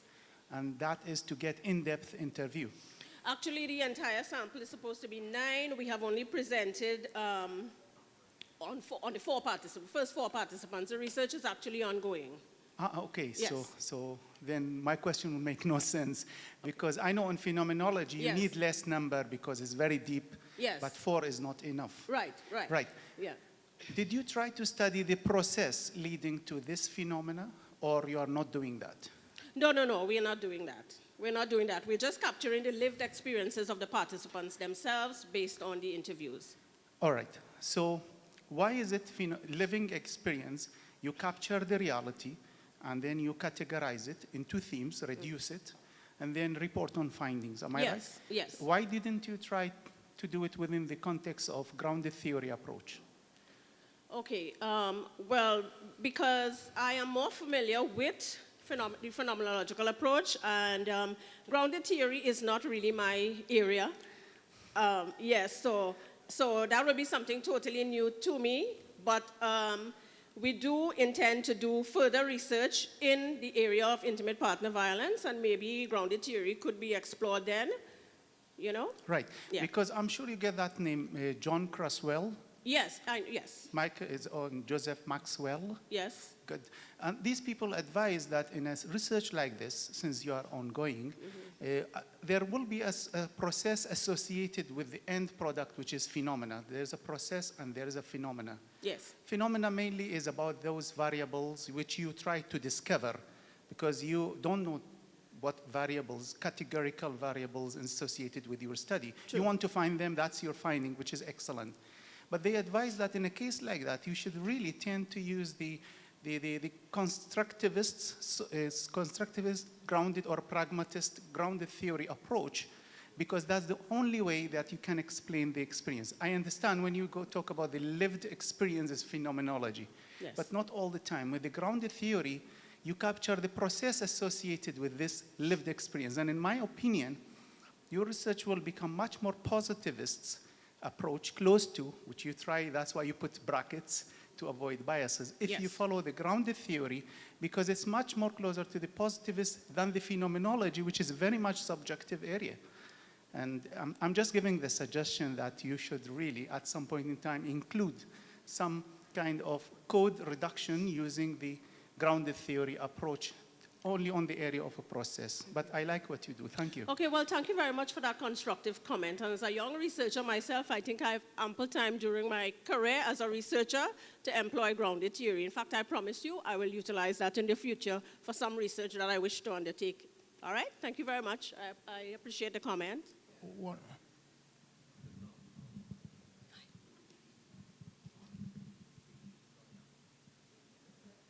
Me? Okay, Dr. Mohammed. Yes. I was just wondering if you have any idea of how prevalent that intimate partner violence is among males in this society. Right. And secondly, do the police actually keep statistics about this? Thank you. Okay, in terms of the prevalence rate in the Trinidad context, I did not obtain any literature. I think from the crime and problem analysis branch of the TTPS, there may be some existing literature as it relates to male victims of intimate partner violence. What I do know, however, is that I would treat the statistics with caution simply because you know that, as I indicated before, a lot of persons who are victims would not even bother to report. So therefore, that statistics may not be a true picture of what exists in the real world context. So no, I don't have those statistics for you, but I do know that it is an issue. And I know that for a fact because we have people like the Single Fathers Association where there are a lot of persons who are actually, males who are actually victims of intimate partner violence. Did I answer your two-part question? Right, well, I think the TTPS may have some data on it, but as I said, the credibility of it would be questionable in terms of its accuracy because of the fact that non-reporting might be an issue. But that doesn't preempt me getting some data for you. Thank you. Yes, sir. Yeah. I may have missed this fact, but you seem to have addressed heterosexual violence, either where the woman is the victim or the man is the victim. What about other relationships? For instance, women and women, men and men. Right. Okay.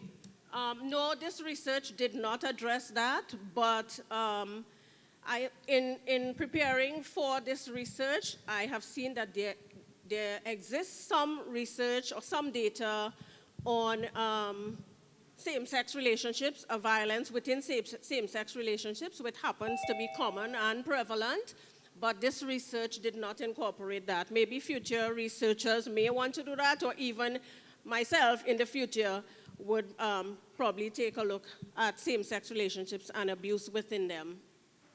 My point was, if we have a four-way outcome, you have addressed one, and the other two, you haven't even given us a statistical representation of prevalence.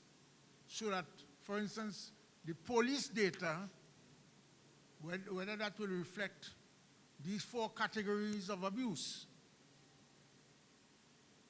Okay, I do not have that data. So from a starting point, yes, you should seek some idea of the percentage. Is it 1% of all violence is this kind is 10, that is 90, etc.? Yes, okay, well, I do not have that data with me, sorry. All right. Yeah. Sorry.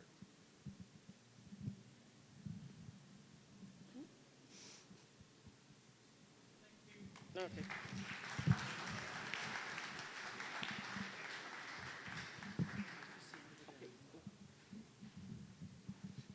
Professor Sweet, you highlight one of the reasons why this research is so important, because we understand so little of this topic.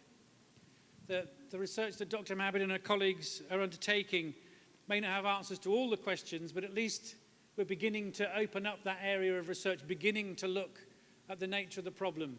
And statistics and prevalence rates is clearly one of those.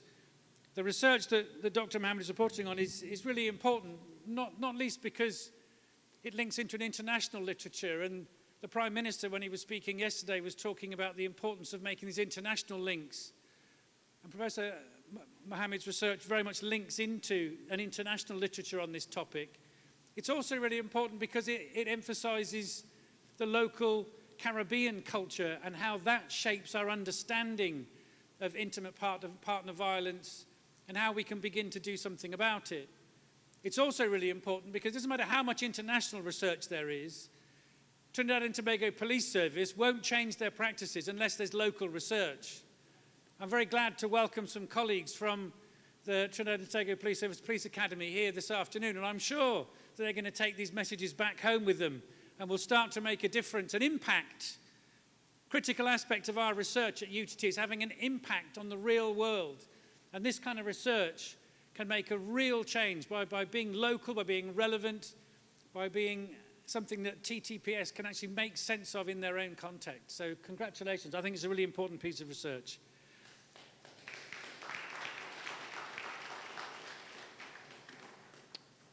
Next, I would like to welcome two more of my colleagues, Ms. Chantal Cummings and Ms. Leah Cleghorn, who are going to report on an online safety survey that they did with some children.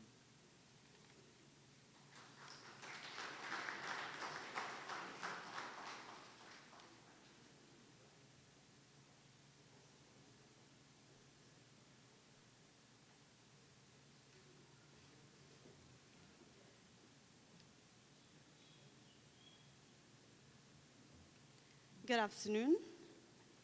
I am Chantal, and this is my colleague, Leah.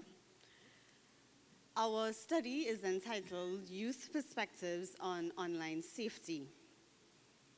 For most of us, we know as adults how to navigate our way online, or we should know at this point because we use the internet quite frequently. What we do not know is the way youth navigate their way in the online environment. Of paramount importance is based on using technology and the online space to recruit persons, young persons, into extremist organizations and gangs. So this is where our study stems from. We are looking at the ways in which youth navigate and protect themselves while in the online environment.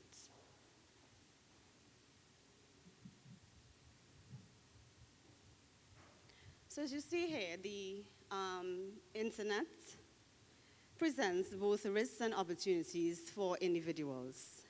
And more so, it raises concerns about online safety for young persons.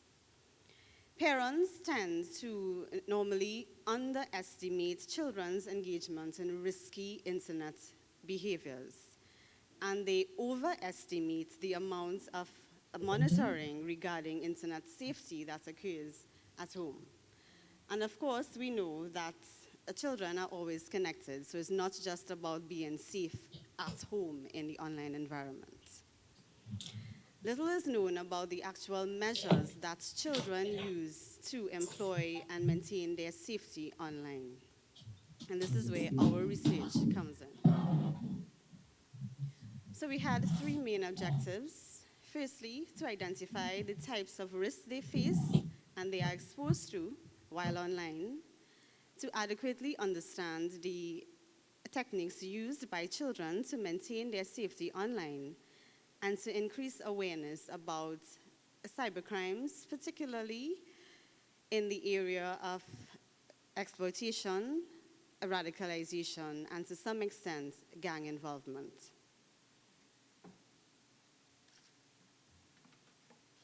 So we carried out, it's really and truly, we use a qualitative research design in getting this information for our study.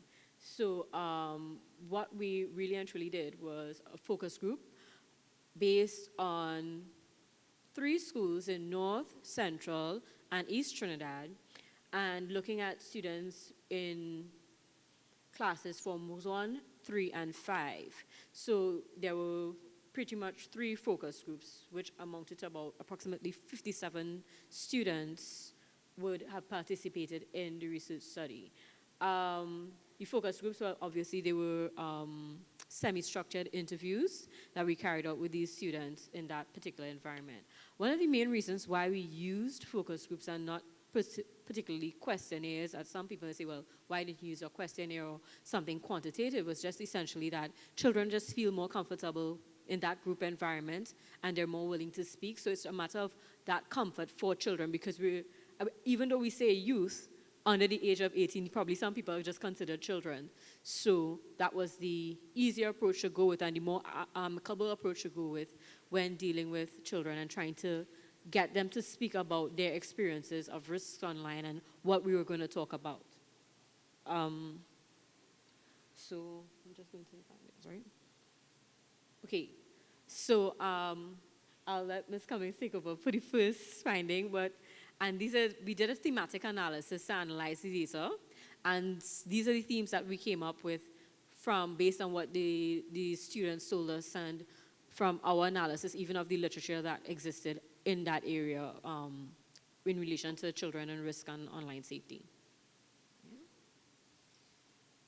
So our first theme was risk awareness, and what we discovered was that young persons are acutely aware of the risks that exist while in the online environment.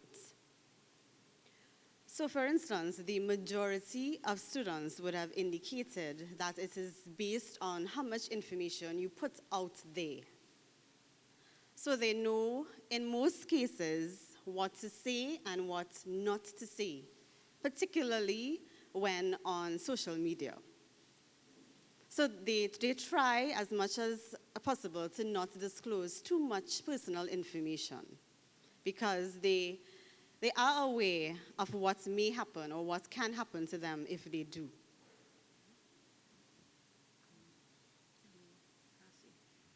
Okay, the other finding, well, the other theme that came out of it was experience and risks. And what we realized that children, they do experience risk online. May not be what we expect them to experience, but they do experience these risks online. And some of them, when they talk about experiencing risks, they don't see it necessarily as a risk, as in this is something that is a danger to me, but one student actually explained it as a tempt, that somebody tempted me to do something, or somebody tempted me to engage in a certain type of behavior online, as the case may be, right? And even when they experience risks, how they approach those risks, as we will speak on later on, was quite mature in a certain way, in the sense of avoiding those risks. Another theme that came out was attracting risks. And a lot of these children, they said, well, the only reason why you experience certain risks was because you attract certain risks. So one student, which was very interesting what they said was, is according to how you post in the internet. If you're not posting pictures about your body, for the girls who do post their bodies, they'll be approached nearly every week. And this was talking about more so in the sense of sexual exploitation. So what they're saying is, basically, you need to put yourself out there as bait in order to be at risk. So even though they experience risks quite naturally in their online engagement, actually being at risk online, sometimes it depends on how much you attract that risk.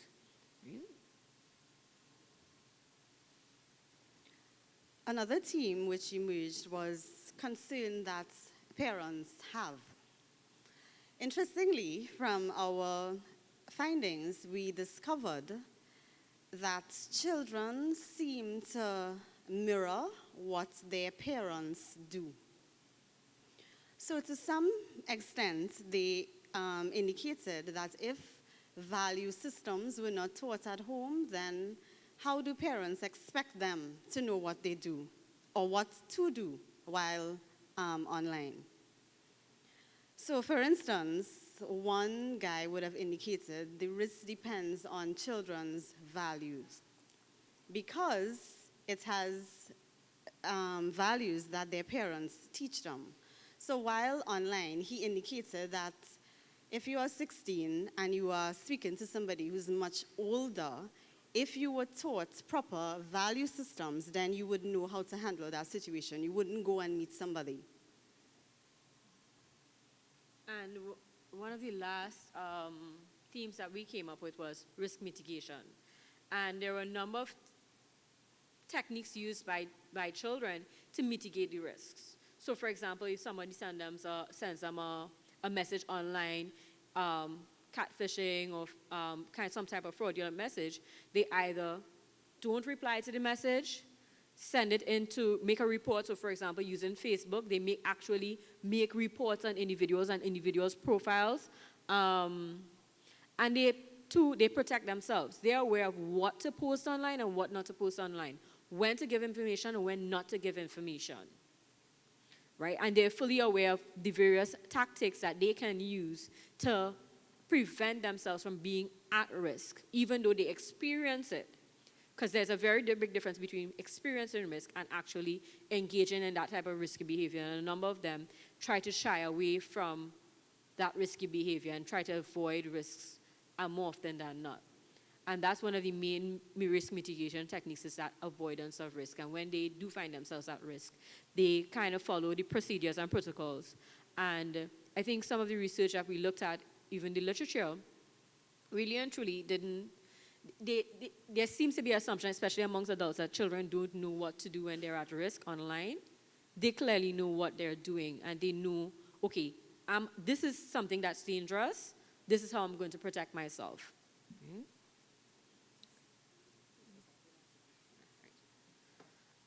And then we have some recommendations based on our study. Consent education and transfer of information concerning emerging online risks carried out within the classroom setting. So even though children are aware of risk, they experience risk and they understand more than we adults think they do, there still needs to be some form of constant education and transfer, because our world is becoming more and more merged with using the internet and online processes and everything like that. Host practical sessions with children, teaching them ways to mitigate risks. So even though in our study, most of the children knew how to mitigate risk and they had practical approaches and very common sense and rational approaches to mitigating the risk, you can't assume that everybody knows this, right? Encouraging children to share their experiences while being online and not penalize them for doing so, making a safe space for children to express themselves, host basic cybersecurity programs within the school system. And these are some of the recommendations that we came up with based on the information that we received. And that concludes our presentation. Thank you. Do you have any questions?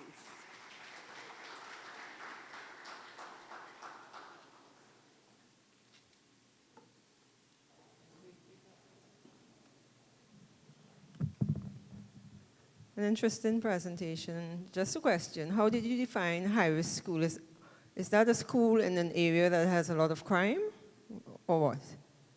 Okay, so we prefer the term high-need schools. Yeah, high need, sorry. Right. Yeah. And these schools were selected by an organization that we got funding from. So essentially, they defined what high needs was for us. So what was their definition?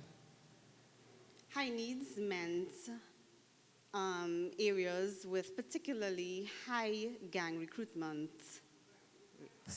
I thought it would have been something like that, like a school in an area with a lot of crime, because I'm wondering if you were to do a study in another area, if the results might be different. Because children who grew up in those kinds of environments, you kind of grow up fast. You kind of get streetwise. Yeah. And a lot of how to help yourself and how to prevent things is because you're streetwise. Whereas if you're not in such an environment, that might not be the same. So maybe you may consider doing that in a different type of school setting. But thank you, very interesting. Hi. Hi. Interesting presentation, really well done. Quick question though, would you all consider probably engaging at a lower age, probably 9, 10, 11? Because in my house, we'll have a 6-year-old, and I was just explaining to some of the guys on my table that it's interesting what a 6, 7, 8-year-old get up to nowadays. So is that something you'll consider? Yes, we will, for future research, yes.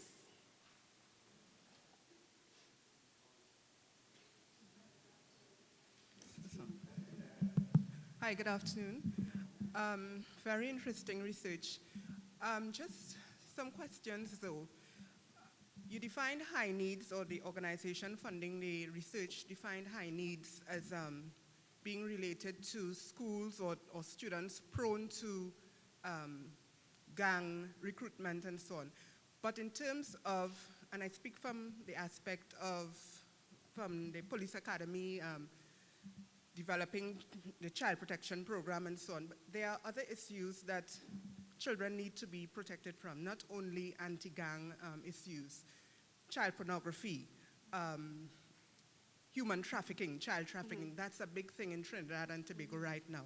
So in terms of the selection of the candidates for the research and the broader sense that the research would cover, with cyber crime and cyber security, online etiquette, perhaps those are other issues you could, other areas you can look at in addressing, not just recruitment in gangs, because a lot of child pornography and sex trade recruitment happens online. And the age group, I think I saw, correct me if I'm wrong, 11 to 17 yes. was the age group. As my colleague just referred to, I have a 5-year-old son, and he navigates a tablet, my phone, everything. I am surprised daily. Things that I don't know, he teaches me sometimes how to find stuff. So including a wider gap, perhaps even primary school, you know, still fall under the, perhaps you may need to change the title from youth or you know, but that would include them too. But very good research. Right. Thank you for your comment. Just quickly, just because they define high needs and in relation to gang recruitment and such, doesn't necessarily mean that we didn't look at these things. Children did talk about it in the study. When we talk about a risk awareness, a number of the things were about individuals, males and females. Young male students were saying, well, they get a message from somebody looking like something, that kind of stuff. So we are aware of that is a risk. But again, maybe we might have to get some data from the Child Protection Unit to help us with this one. So you'll probably be hearing from us. Hi. One quick comment. A good presentation. If you'd realize, everyone said they have a 5-year-old and a 6-year-old who's involved in a device. I think one of the major factors that leads towards child risk in terms of cybersecurity is the fact that we have removed actual babysitting and lead to technology babysitting.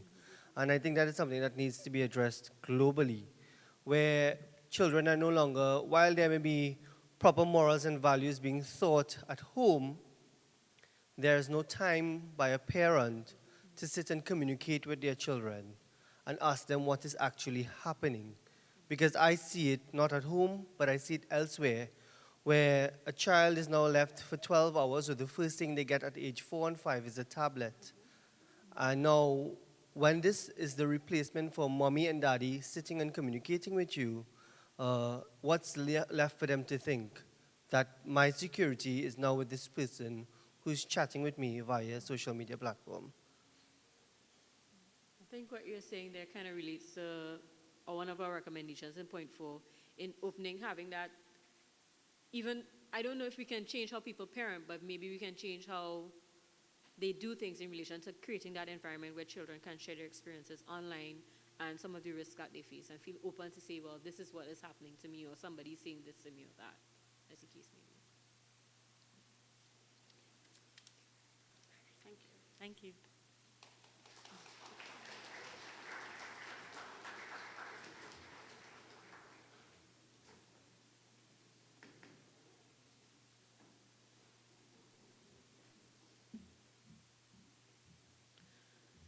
Okay, before I introduce the next presenter, I'd just like to commend my colleagues, because it's often said that qualitative researchers don't really take the time to engage children in their research, so I must applaud their efforts. Thank you very much, ladies.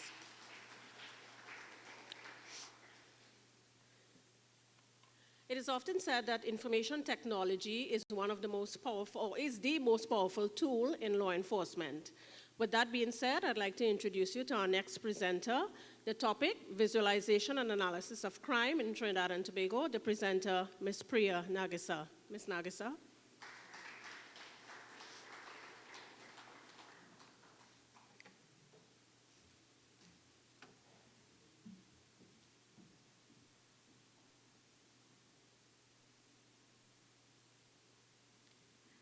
Hi, good evening all. My name is Priya and I'm here to present my project entitled Visualization and Statistical Analysis of Crime in Trinidad. This was done by myself and Dr. Laurice Phillips. Why a project on crime? Well, we have faced with the dilemma in Trinidad that we have high crime rates and low detection rates. There's a high surge in crime, especially it's crime towards and violence towards women. Our government actually has an interest in using ICT to solve crime. This project came about while I was a research assistant at the UTT MSc ICT department. Over there we had many research topics, so one included a UTT earthquake simulator by Anjani and the visualization of the Terminal Campus by Brandon. For this project, we approached the CAPA department of the TTPS. CAPA is the Crime and Problem Analysis Department of the TTPS. They are responsible for capturing all reported data on crime in Trinidad and Tobago. We met on multiple occasions with ASP Karen Lancaster Ellis and Mr. Acting Inspector Kevin Antoine, as well as many other inspectors. They welcome our discussion and our key interest in crime, so they were able to help us and they provided us with data to conduct this research. They capture data via in a paper-based way, so they have many forms. This is just 2 samples of the forms. For our data, we capture data from their forms R1 to R9. CAPA has 16 categories of serious crime. For this research, we narrowed it down to 6 of the categories. We got data from January 2016 to April 2017, so that's a little over a year and 4 months. They actually use a database called the Versadex for their records management system and to conduct their internal analysis of their data. This here shows a graph of the data for crime from 2015 to 2019. As we can see, there's a high number of reported crimes, and the rate for solved crimes or detected crimes is very low. For our project, this was our software architecture for our project. So we developed a web-based application using Tableau, a web interface, and Cassandra as our database. Cassandra is a highly available and schema-less database. It is used by many tech giants across globally. It supports big data, so that was one of our main reasons for using the database to support a large number of data. K-means. So we used to perform analysis of our project. We used the supervised machine learning K-means algorithm. So the K-means cluster is used to find patterns and data within our data set. So for our web application, we created 10 dashboards where users can use to filter into the database to actually manipulate the data. We used the K-means to perform the analysis, and we got the data from CAPA. For each report that comes into the police station, a person takes on a particular role type, and the role types are defined by these role types defined by the TTPS. This, due to time constraints, I'm going to go through just touch on 2 of our 10 dashboards. This dashboard shows the three key feature sets of our data: the occupation versus the crime, the number of reports versus the day, and the day of the week versus the number of offenses versus the offense types. For victims, the most reported victims were students, followed by laborers, followed by unemployed persons. The most number of reports for all reported crime were on day 6, which is Friday. When I filtered it by victim for this graph, that was for students. Students are susceptible mostly to sexual offenses followed by robberies.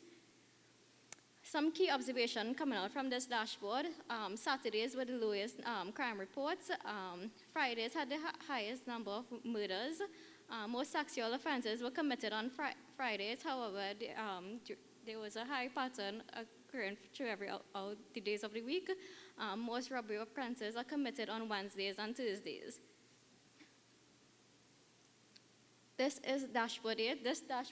This figure depicts an analysis of all our data sets unfiltered. As we can see, robberies were the most reported crime. Some key observations coming out of this dashboard: most reported crime is robbery and has a high frequency of every day of the week. Kidnapping for ransom has dropped dramatically. Most victims of murders were found on the street Stash Road and in the vicinity of Chaguanas and Valencia police station districts. For sexual offenses, most reports and locations were in single homes and were reported to the Beston Street police station and the Maloney stations. So this is actually a cluster from our K-means. As you can see, the location where most of our reports came out from were on the streets, and the most reports went to the Besson station and then the San Fernando station. For victims and when the offense type was murders, they came out, the most reported went to the Chaguanas station and then Valencia. From our conclusion, the key analysis from the feature sets and the machine learning model provide key insights which police can use to fight against crime. This means they can optimize their existing crime-fighting resources to better optimize our crime-fighting ways. They can use it to target effective policing patrols, create greater awareness on key features, and formation of police policies and better education to protect the most vulnerable in our environment. These are some of our recommendations. So from the project, we came up with some policies that can help fight against crime. We came up with the school policing policies where you can increase patrols and awareness around school areas. A Big Brother policing policy where we can install mobile devices around highly prone crime areas. We can use focused community policing where having trust programs in communities where persons can engage and help our fight against crime. We have job seminars and education seminars. This can help educate people and become aware of our crime and our situation. And we can have a sexual offense policy where we can educate people, make our data publicly aware and have like a sex offenders registry and things like that. For future work, we would like to incorporate big data into our application. More data is needed to make this application much more efficient. As stated, before I got a little over a year, maybe with the help from the TTPS, we can get more data added to our database so that the application will be much more accurate. From our application, we would like civilians to use the database to contribute to crime fighting, so they can add information such as reports, upload videos, so that we can have them to further assist with crime fighting and detection. We can include repositories from other sources of agencies who actually collect crime. This is our reference list, and I would like to acknowledge Dr. Phillips, our fellow research assistant, and the CAPA, ASP Karen Lancaster-Ellis, and Inspector Kevin Antoine. Any questions?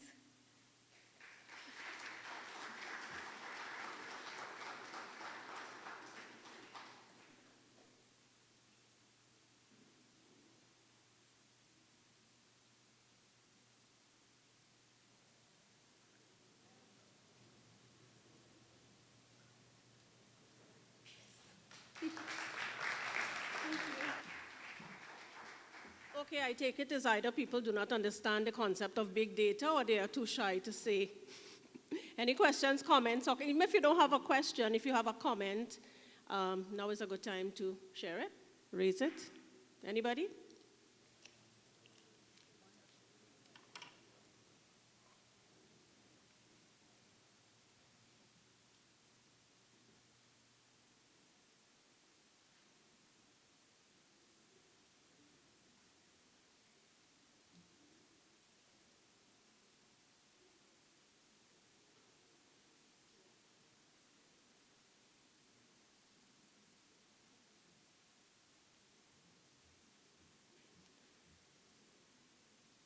Okay, so I now take the opportunity to invite the next presenter. His name is Satish. I think he did the research in collaboration with Dr. Jorel Bisnath, and their presentation is entitled Smart Water Storage Systems for Domestic Use. Satish?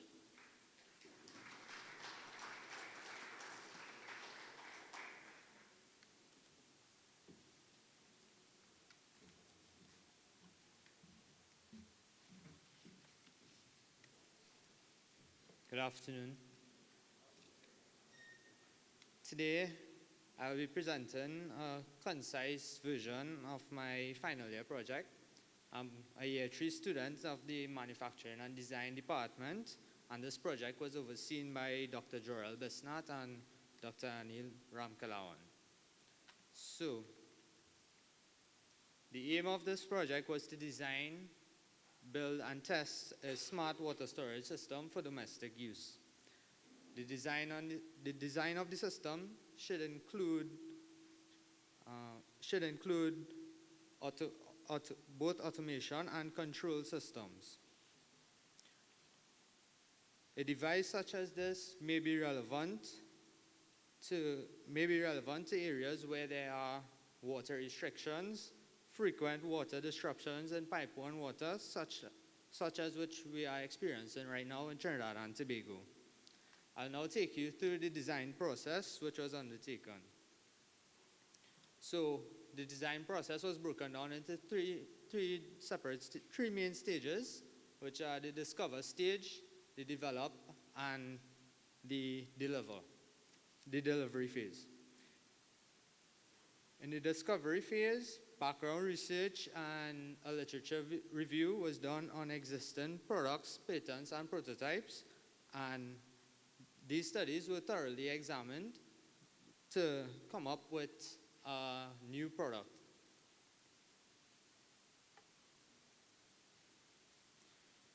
Some of the existing products which were found included the Okata home automation system, the Urax E-Leveler W1-101, and some of the existing patents included storage tank level monitoring system apparatus for monitoring fluid levels in a remotely located storage tank, and tank fullness monitoring levels. Most of these systems utilized sonar technology and the more common float level systems. So the short-term goals for this project was that the device should be able to give real-time feedback. It should also provide automated control. It should also give feedback to the user via a graphic user interface. And it should be easily installed within existing infrastructure. Some of the long-term goals were that it should be wireless, it should be compatible with mobile applications, and it should not require any technical training. Now I'll take you to the develop phase. This is a morphological chart which was used to create different options or that could be included in the device itself. So as you can see, we have three different options for different components that we would like to utilize in the device. Utilizing this chart now, we came up with 4 concepts, and they were then rated using the Parle-Bates table concept of scoring, and we used different design requirements to rate them. The one with the highest rating, as you can see, was prototype 4 was chosen, and that was the one that we went forward with. So initial prototyping included brainstorming possible ideas for solutions and possible failure points, also coming up with component lists and the cost effectiveness, and also a computer-aided drawing. So this is the computer-aided drawing which we came up with. As you can see, that's the house unit and the tank sensor and valve unit. Then we went on to the physical prototyping, which was this, as you can see here, is the low fidelity prototype, which was used just for the testing of the components, such as the solenoid valve, the pressure transducer, which is also known as a pressure sensor, and a flow meter. And this was the final product, the final prototype. This was the graphic user interface, which was a touchscreen LCD screen powered by Arduino.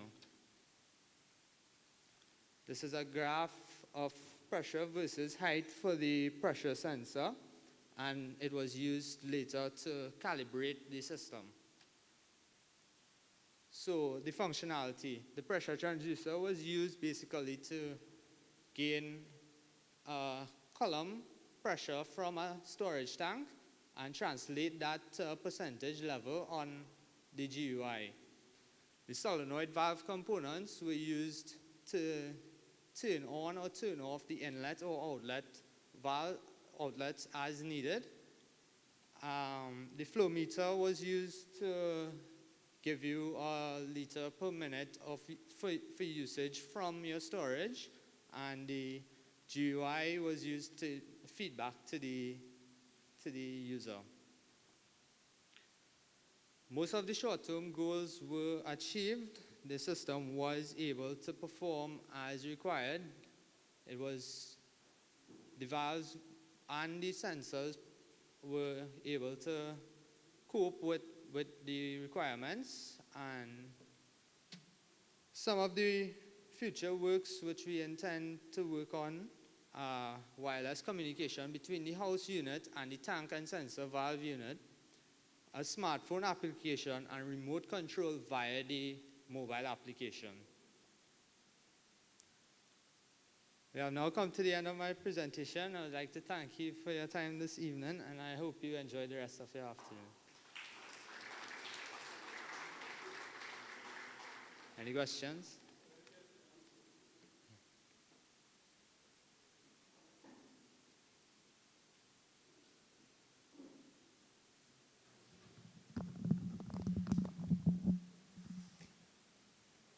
How this system is powered?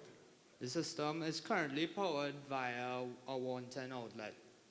Okay, why you didn't think of using renewable energy to power the system?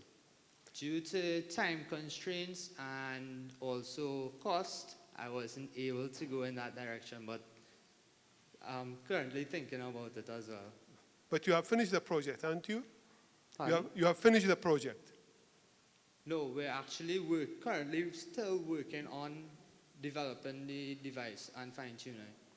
All right, I think, could be two projects in parallel. One, look at the renewable energy requirement for the system.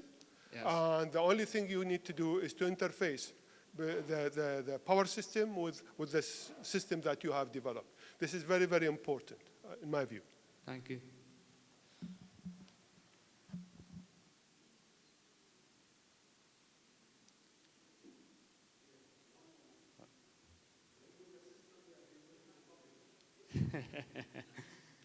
We're currently in the works of getting it fine-tuned and working out some minor bugs in the system, but I think within a year,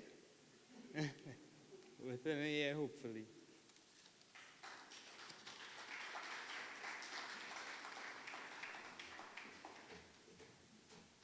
I just wanted to say something because some of you were looking puzzled as to why this was part of a crime, well-being and security presentation. These engineers are strange people. We don't have to worry about that too much. But water security is rated by the United Nations as one of the most significant issues that's going to face us as communities in the future.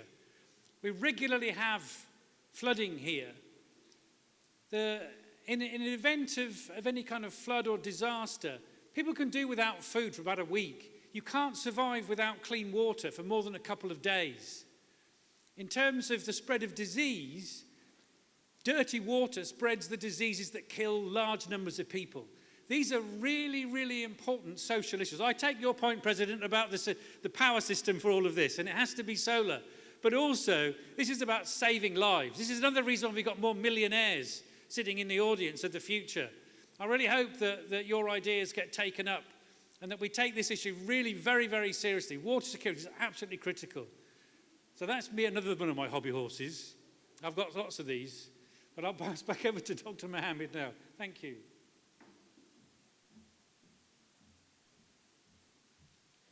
Okay, thank you again, Satish, for that presentation, and we hope to see that water storage system in the market in the future. All right, our next presenter, I beg your pardon? I'm sorry, I didn't get that. Oh, powered by renewable energy, people.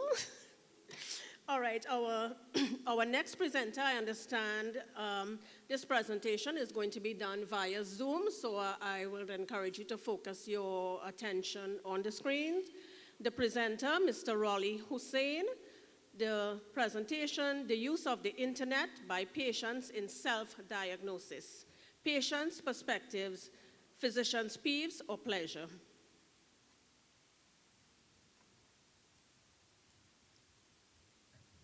Good afternoon, everyone. I trust you can hear me. Lovely. Well, talk about the use of technology, right? I'm currently on vacation, but I would not miss this opportunity, and nothing can really separate me from being a part of this really lovely symposium. And as we conclude the presentations, I believe, It gives me great delight to present this evening my research on the use of the internet by patients in self-diagnosis, patients' perspectives, physicians' peeves or pleasure. A couple months ago, I had a really lingering headache, and I took painkillers and still it just lingered there. So I decided to jump on the internet and find out exactly what's going on with this lingering headache. Well, according to my search, it was one out of two things. I either had high blood pressure or I had a tumor. Well, thank God that it was not a tumor. But it did give me a bit of a scare, and I visited my doctor probably in a matter of hours after reading what I saw online.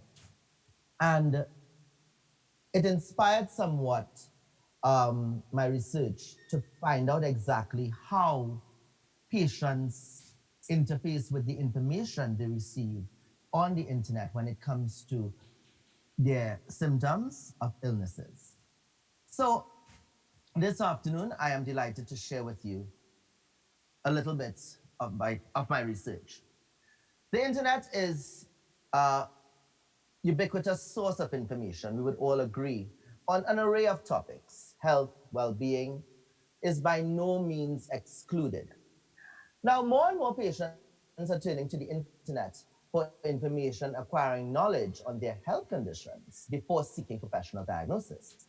And this type of behavior by patients, internet health information seekers, impact on their relationship with their physicians. Therefore, it is pertinent to understand really the influence of online health information on the patient physician relationship, and more so the credibility of the information. That is very crucial. Now, the objectives of my research here would be would be how patients interface and view the credibility of health information from online sources in self-diagnosis, the relationship they have with their doctors in treatment, physicians' reactions and views on patients that use the internet for self-diagnosis.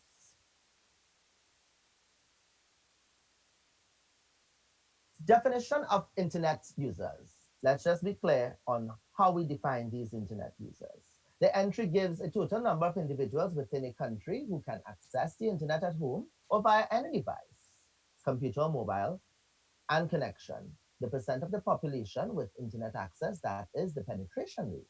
It will help us gauge how widespread internet use is within a country.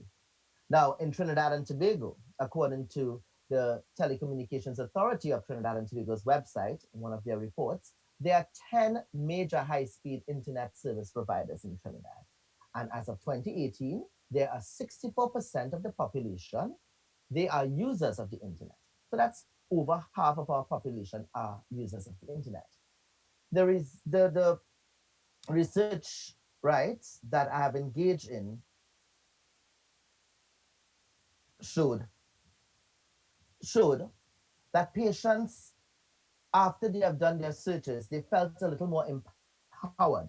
They felt a little more aware they were experiencing. However, some bit of paranoia stepped in. Like I was a bit paranoid when I found out that I had supposedly had a brain tumor that was causing my headaches.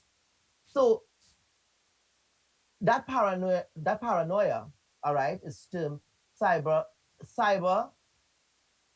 chondria, right? Cyberchondria.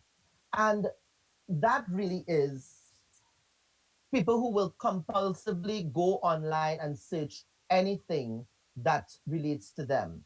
They may get a bump on their skin, they will go online to find out what's causing this bump. They may just be doing it in a very compulsive manner. All right. So we see that there was some bit of paranoia by some of the um, subjects of my research. But the patients, they generally were more inclined toward being involved in their health decision making. They appreciated knowing what was going on. They appreciated the dialogue that they had with their patients. However, it changed the way that interaction, that traditional interaction you would have had, where you would have just gone and said, Doctor, I'm not feeling well. And he would ask you a set of questions. But they more or less, it changed the way that the patients interacted in the consultations they had with their physicians. And we would see that this is not necessarily only a good thing or a bad thing, it has a balance. And also how they felt about their relationship with their physicians, the information that they exchanged with their physicians, it improved the relationship they would have had. However, on the physician side, all right, the general population doesn't understand, and this is what physicians are saying in this research. The general population did not understand medical jargon, and this proved some difficulty, and difficulty with terms that may have been used, and also the required reading skill that posed a problem. Right? This view was also supported in similar research by um, Benigri and Pellouet.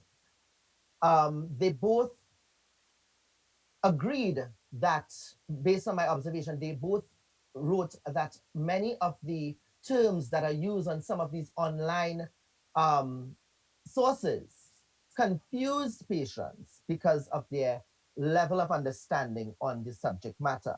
Now, the research also touched on potential benefits the internet information seeks. Some concerns have been raised um, and can also be seen as some plausible negative effects of internet information, which I just identified too.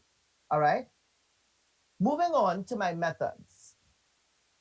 The methods that I chose, I used questionnaire survey, structured interviews for the physicians, and coming out after the survey, I pulled a smaller group of people, three groups of 15, all right, based on the response to a particular question in this to do focus groups. And this was more or less just to zero in on how the uh, patients interface with the information that they viewed online. All right. So questionnaires to the patients were completed within a um, to 8 minutes. All right. But before I get there, an invitation for volunteers to participate in this was sent out via social media and participating physicians' offices. The questionnaires were generally emailed. However, some were done face to face over a 6-week period. Of this figure, 185 persons were were received. Prior to distribution, the survey was pilot tested to gauge the participant comprehension of the questions and made sure that the questions were valid and would have gotten the anticipated responses possible. The questionnaires by the patients just took about 5 to 8 minutes. They contained 15 questions that were both open-ended, closed-ended, and also multiple choice. Good? Now, questionnaires, the structured interviews with the physicians, um, more or less, happened face to face. We engaged in a lot of the talks to ensure that they had an appreciation or how they treated with patients who came to them who used um, the internet.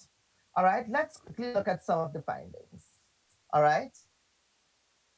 The first one of the questions asked, and this is how I was able to select the focus group.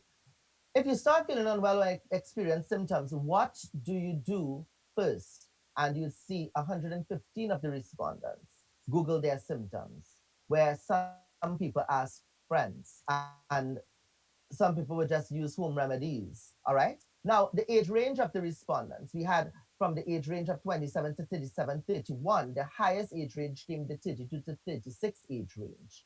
And we went up to more than 51, 16 persons there. The education level was very important, as I mentioned in the introduction. And we see here majority of the respondents had 76 secondary school level, as well as 80 for tertiary level.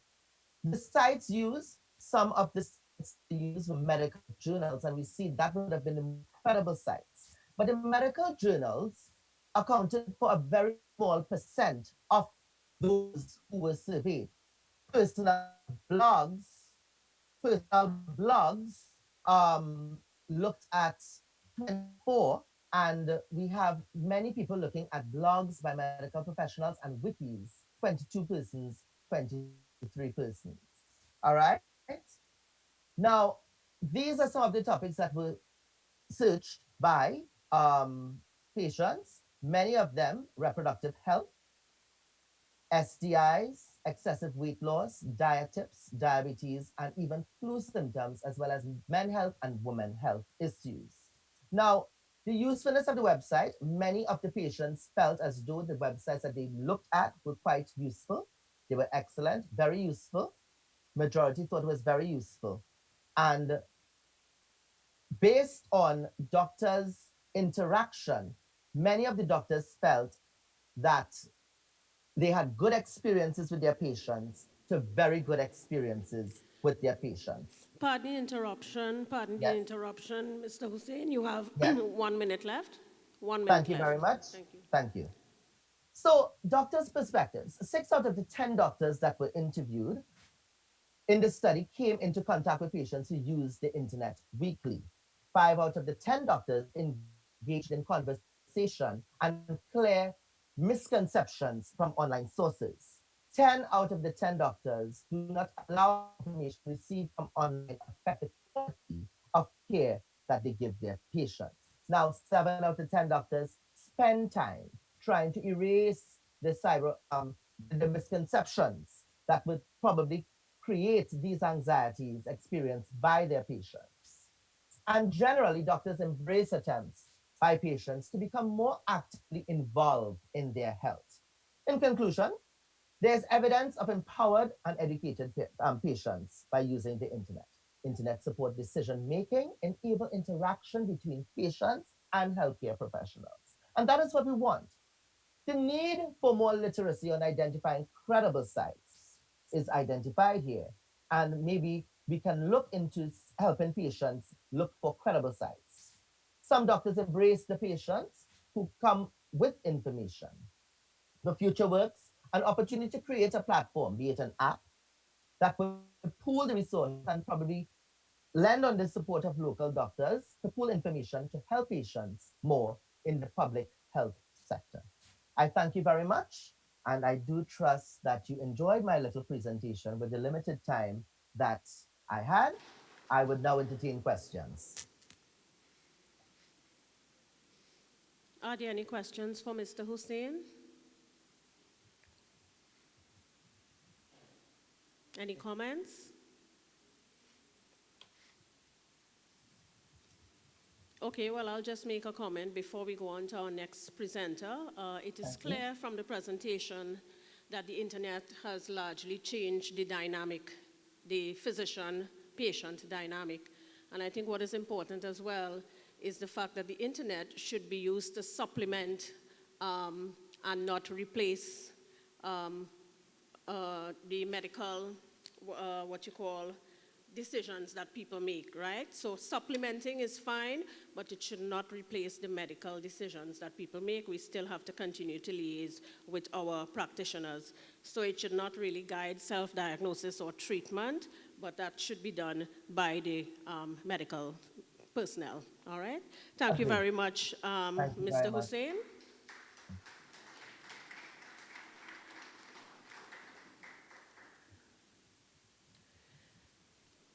Okay, our next presenter is Mr. Ramesh Lachmidiyal, and his presentation is entitled The Effectiveness of Aviation Safety Loops in Accident Prevention. Please welcome Mr. Lachmidiyal.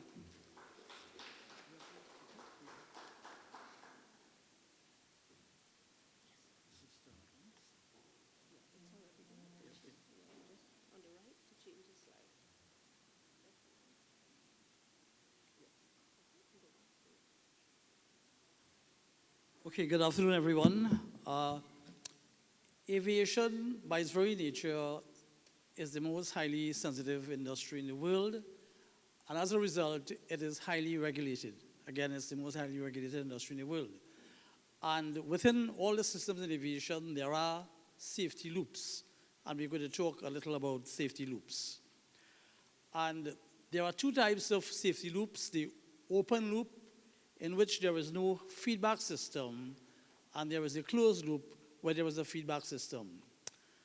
Now, in the early days of aircraft, people built and flew their own aircraft, and they had absolutely no instruments. They had no airspeed indicator, no compass, no altimeter. But as the aircraft evolved and airplanes were now being used for public transportation, then they became regulated, and then we began to see systems in place to provide feedback to the pilot so that he can operate the aircraft safely.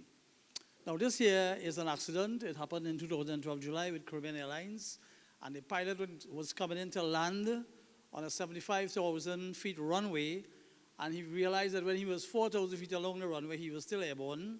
Because he was at a high power setting, he cut the power, the aircraft hit the ground.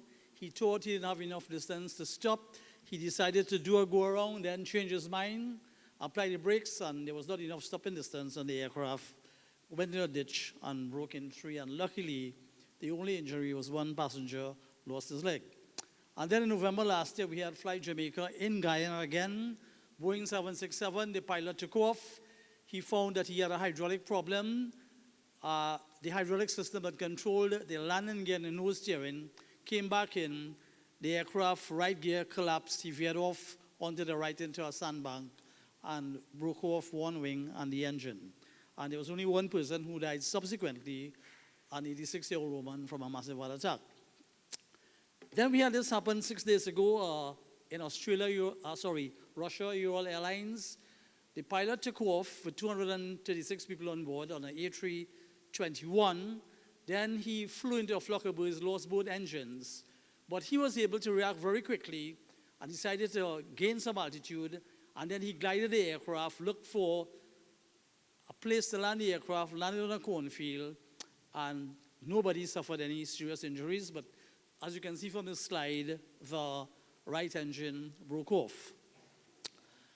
And then the other slide is this one here, where 10 years ago, in 2009, January, a U.S. Airlines aircraft took off from LaGuardia, flew into a flock of Canadian geese, lost both engines, and the pilot again, he was able to make very, very split decision, being a very experienced fighter jet pilot and a glider, and he couldn't go back to LaGuardia or Teterboro, New Jersey, and he landed the aircraft in the Hudson River, and everybody was saved. And this was known as perhaps the most successful aircraft ditching in history. And then we had now on March the 10th, this is Ethiopian Airlines 302 that crashed shortly after takeoff because, again, of the high amount of automation we had on board the aircraft, in the aircraft systems. Now, everything, as I said, there was a feedback for the pilot. So if he moves the flight control, he actually gets a feedback to tell him how many degrees he is nose up, nose down. If he bangs to the left, how many degrees to the right, to the left. There's always a feedback. But the question is now today with automation in aircraft, is there enough feedback, and do we have all the loops closed so that we can ensure safe flight? And the jury is still out on this one because this aircraft, compared to the previous versions of the 737 aircraft, it incorporates the MCAS system, which is the system that's designed because of the more powerful engines. When the aircraft takes off, it tends to nose up, and automatically the MCAS system would tend to bring the nose down, and because of an apparent malfunction, the MCAS system was giving the aircraft a nose down attitude when it ought not to do it. And because they were shortly after takeoff, they did not have enough altitude to play with, and the aircraft hit the ground. Prior to that, last year, November, we had the Lion Air crash based on similar circumstance. Now, only yesterday, after the accident, Boeing and the FAA, they got together with some regulatory bodies from 9 countries, and they constituted a task force, and they came to the conclusion that perhaps the rules for the design and certification of aircraft today are no longer relevant to these high-tech aircraft, and we need to review these rules in order to make sure that we have all the safety loops closed. Now, this is just the ICAO, the world's body that sets all international safety standards. These are just some definitions about what are defenses, what is a hazard. And again, the whole idea of safety loops is to be able to identify hazards and to be able to take action to mitigate those hazards. And ICAO has set very, very stringent guidelines, how you set up your hazard identification program, how you go about doing the risk analysis, and how you go about dealing with mitigating those risks to an acceptable level. Oh, sure. Okay, now I just wanted to show you here a slide about automation. And after MA-70 in 2014, when Malaysian Airlines flight just disappeared, a Boeing 777, ICAO convened an emergency meeting of all the states and said, we need to do something. And they said, we need to have a global system to track an aircraft anywhere, because radar has a range of only 250 nautical miles. So they came up with this space-based system. So how the system works, as you're seeing there, is we have the GPS satellites, which operate very automatically, and they then transmit a signal to the aircraft. The aircraft receives those signals from the 3 satellites. It computes its exact location, the speed, the heading, the altitude. It then rebroadcasts it to the space-based ADS-B satellites called the Iridium satellites, and that in turn will broadcast that to a ground station, which then relays the information to an air traffic controller who sees this type of display on his panel. And all of this is fully automatic, it's fully automated. There is no human intervention except the feedback loop being that where the air traffic controller sees 2 aircraft that have breached the separation standards, that they're too close to each other, that it can cause a collision, he can then intervene by giving one or both an instruction to increase the separation. And that's an example. And these are examples of how the system, the closed loop system works. And again, some more definitions here. And these are just some of the aviation safety elements that we deal with on a day-to-day basis, starting with the design of the aircraft, the operators. And this is just a slide here again to show you another example of the loop system where manufacturers, airlines, airports, air navigation service providers, aviation trade organizations, maintenance organizations, they are all supervised by that middle loop there, which is the state regulatory body. And their job through audits and inspections is to ensure that all the safety standards are being complied with for the safe operation of aircraft, airports. And again, the way aviation evolved in 4 eras, when we had the technical era, where aircraft used to crash, they used to be involved in accidents because of failures of parts and so on. So after industry, were able to overcome that part of the technical aspects of aviation safety, then we got into the human factors side where accidents were now being caused by people. And today, the #1 cause of accidents is pilot error, followed by maintenance errors, then followed by air traffic control, then by weather, and then by terrorism. So we then move now from the human factor side of things. And again, too, we found that pilots were flying too much, so then we had to institute rules to limit the amount of hours a pilot can fly in a day and to fly over 3 days. So there are limits so that to make sure that pilots are not fatigued. Because when he has to make split decisions, he needs to have, really good faculties of mind. The second one was the organizational era where, again, we had very technically sound aircraft, we had properly trained pilots, but then sometimes in the organization, people never really understood the importance of safety, especially when it came to spending money.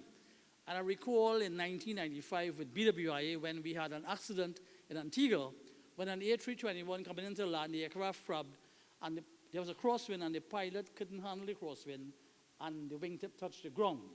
And then we found out that when they were discussing the pilot training program, they omitted the crosswind module because it was too expensive. And then they found out that made a mistake, so we then had to issue a directive saying that if the crosswind is in more than 15 knots, you are not to land, you have to execute a go-around. And then when the pilots went through the simulator check, and let me just say a little about that, if you don't know, but every 6 months, a pilot has to undergo a simulator check where we simulate emergencies. And if the pilot cannot handle emergency, then he's not allowed to fly until he's retrained and rechecked. Thank you very much. Any questions?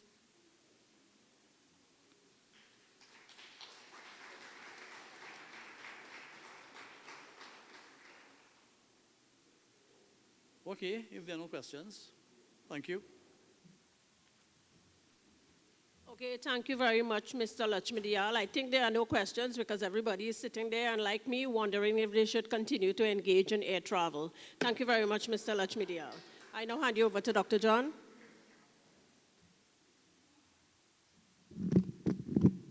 Thank you, Dr. Mohammed. I just wanted to invite everyone into the atrium where we will be having our afternoon tea and our closing ceremony. Our afternoon tea will feature novel food products which we developed by our students here in-house. So as I said before, we have a bay leaf ice cream, which everybody says is delicious.